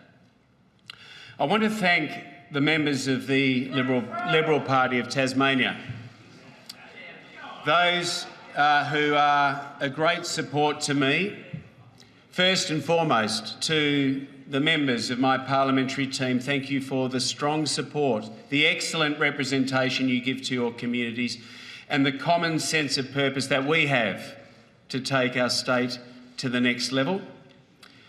To our staff and to those who administer the affairs of the Liberal Party, we are a great party and we are a proud party, and we put our state's interests first. And I thank each and every one of you for supporting us in our endeavours. Today, we lost one of our own, one of our finest, and one of our state's finest. And to the friends and family of Vanessa Goodwin, who has been the strongest support to me and part of the team that has got us to this point, I give you my thanks, and I thank you, Vanessa, for what you have done to help me and our party be the very best it can be.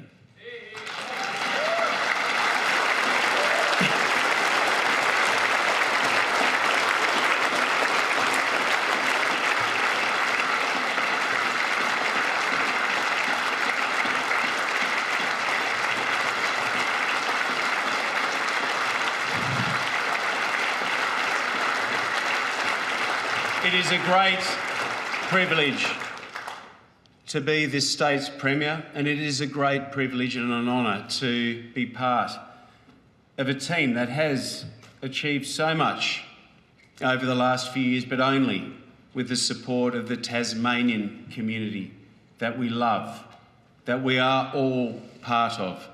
Yes, we will have our differences, and no government is perfect. An election campaign is a time to refocus and to re-engage with your community. And over the last 6 weeks, I have done just that. And I respect the fact that people have different perspectives and different views on what we can do to make our state be the very best it can be. And today, with the loss of someone so dear to us, it gives us a true perspective on life. But I can assure you that never before have I had a stronger resolve to lead a government, a majority Liberal government, that will forever do what is in our state's best interests at every single turn. And I will work with my team every single day to make Tasmania the very best it can be and to take our state to the next level. Thank you all so much.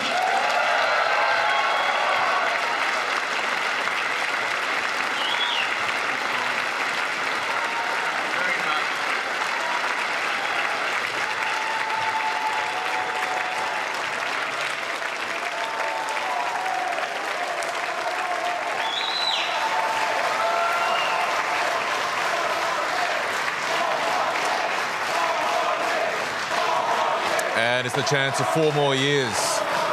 Greet Will Hodgman as he leaves the dais. We wrap up that speech as he is accompanied by his wife Nicola and children out of the tally room. Very relieved, re-elected Premier, a very happy re-elected Premier, and as he saw, and at times a clearly emotional Will Hodgman, mourning the death of his very close, not just colleague but friend, Vanessa Goodwin. Richard Baines, what did you make of that? Oh yeah, look, obviously an enormous day for Will Hodgman. As you say, he's lost someone extremely close to him.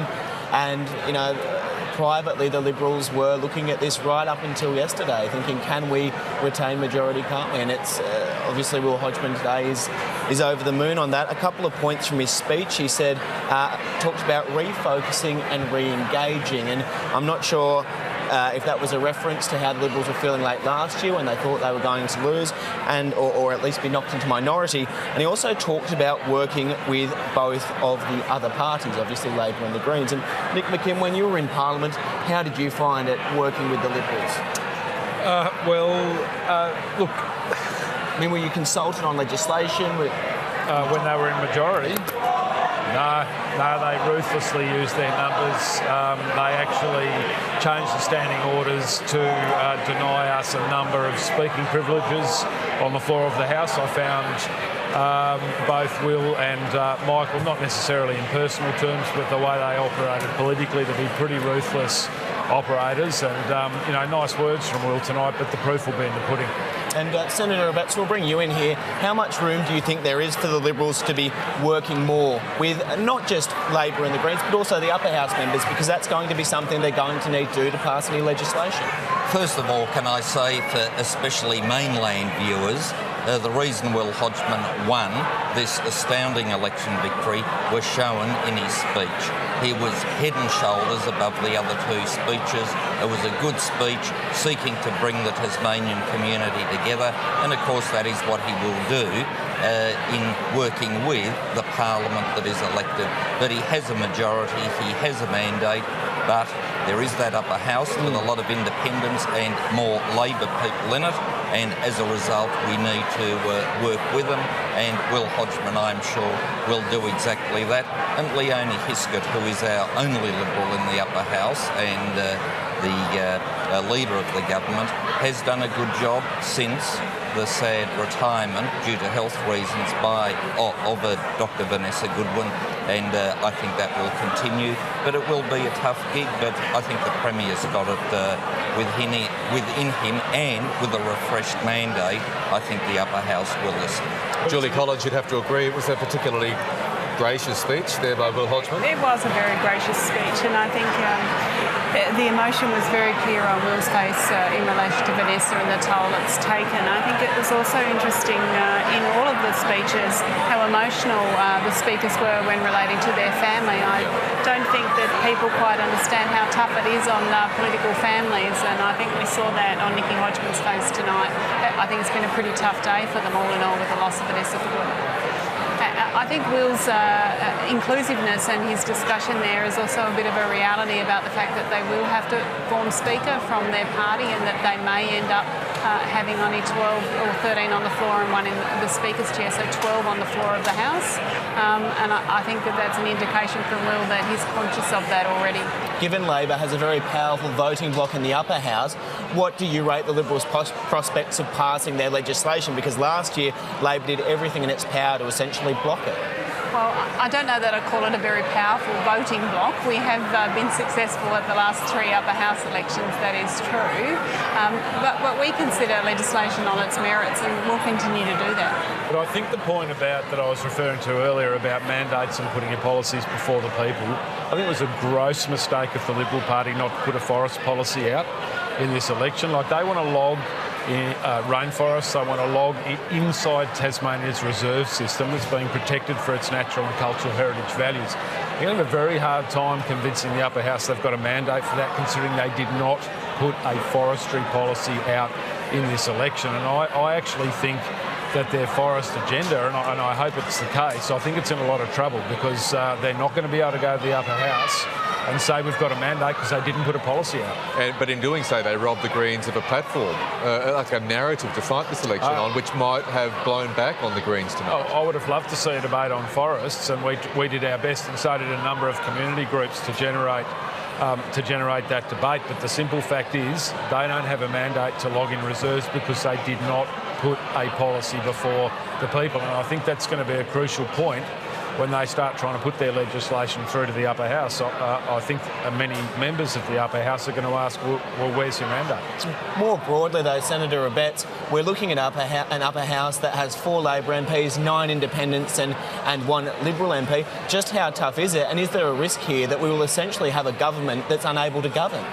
All the government has been able to govern with those circumstances in the upper house. It will continue to govern and deliver for the people of Tasmania. Sure, from time to time you'll have such as that has water reform knocked back, but at the end of the day the figures are there, unemployment down, business confidence up, cranes in the skyline, people feeling confident about Tasmania, and that is ultimately what is going to set the mood in Tasmania, irrespective of whether bits and pieces of legislation are blocked in the upper house. But look, having said that, that is one aspect, but it is just the administration by a good Treasurer, by a good Health Minister, by a good Education Minister that ultimately gives the people the confidence to re-elect a government such as Will Hodgman has had over the past 4 years. OK, people are starting to pan out of this tally room, although there is a sizable membership of the Anthony Green fan club just to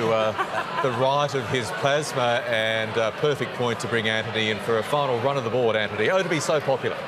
Let's look, I'll do the final summary of the figures as we're seeing them at the end of the night. First off, the first preferences. Now, we've got series of mobiles and postals coming in. The Liberal voters pushed up above 50%. The Liberals on 50.5, Labor 32.5, Greens 10.1, Jackie Lambie Network 3.3 and others 3.6. If you look at the change in vote, the Liberal vote down is currently 0.7%. The Labor vote up 5.2, Greens down 3.8. Jackie Lambie Network got 3.3 and others were down 4 since the last election. And if we look at the chamber, what we can see is that we'll fill the chamber in there. It's opening up. The seats we're definitely giving away. We're giving the Liberals 13. We say they've got 3 in 3 seats, the northern seats, and they've got 2 in the 2 Hobart seats. And there's still a chance of winning a 14th seat, which will be the 3rd seat in Franklin. Labor has won 8. and the Greens have won a definite one. The second Green chance is again that last seat in Franklin. At this stage, we're saying that the seats in doubt are the last seat in Bass between Labor and the Greens. The last seat in Braddon is probably second Labor, but I'd really want to have a really good look at those numbers. The one that's really in doubt is the last seat in Franklin, where it's between the Liberals and the Greens, and the Liberal position is improved on later counting. And that's where we wrap up. Anthony Green, thank you very much. It's been terrific on my inaugural election night broadcast working with you, as always. Yes. Thank you. And to our panel, Erica Betts, Liberal Senator, thank you very much. Julie Collins, Labor MP for Denison here in Tasmania. Nick McKim, Thanks, Green Senator, thank you. And Richard Baines, you're an absolute superstar. State political reporter in Tasmania, thank you. And most importantly, thank everybody out there for watching us and listening to us on radio and following us online. Don't forget, get a complete, comprehensive wrap-up of Tasmania votes on Weekend Breakfast tomorrow on Insiders, 9 o'clock on ABC TV and News 24, and of course all the very latest on ABC Online. Have a fabulous Sunday, and we shall see you next time.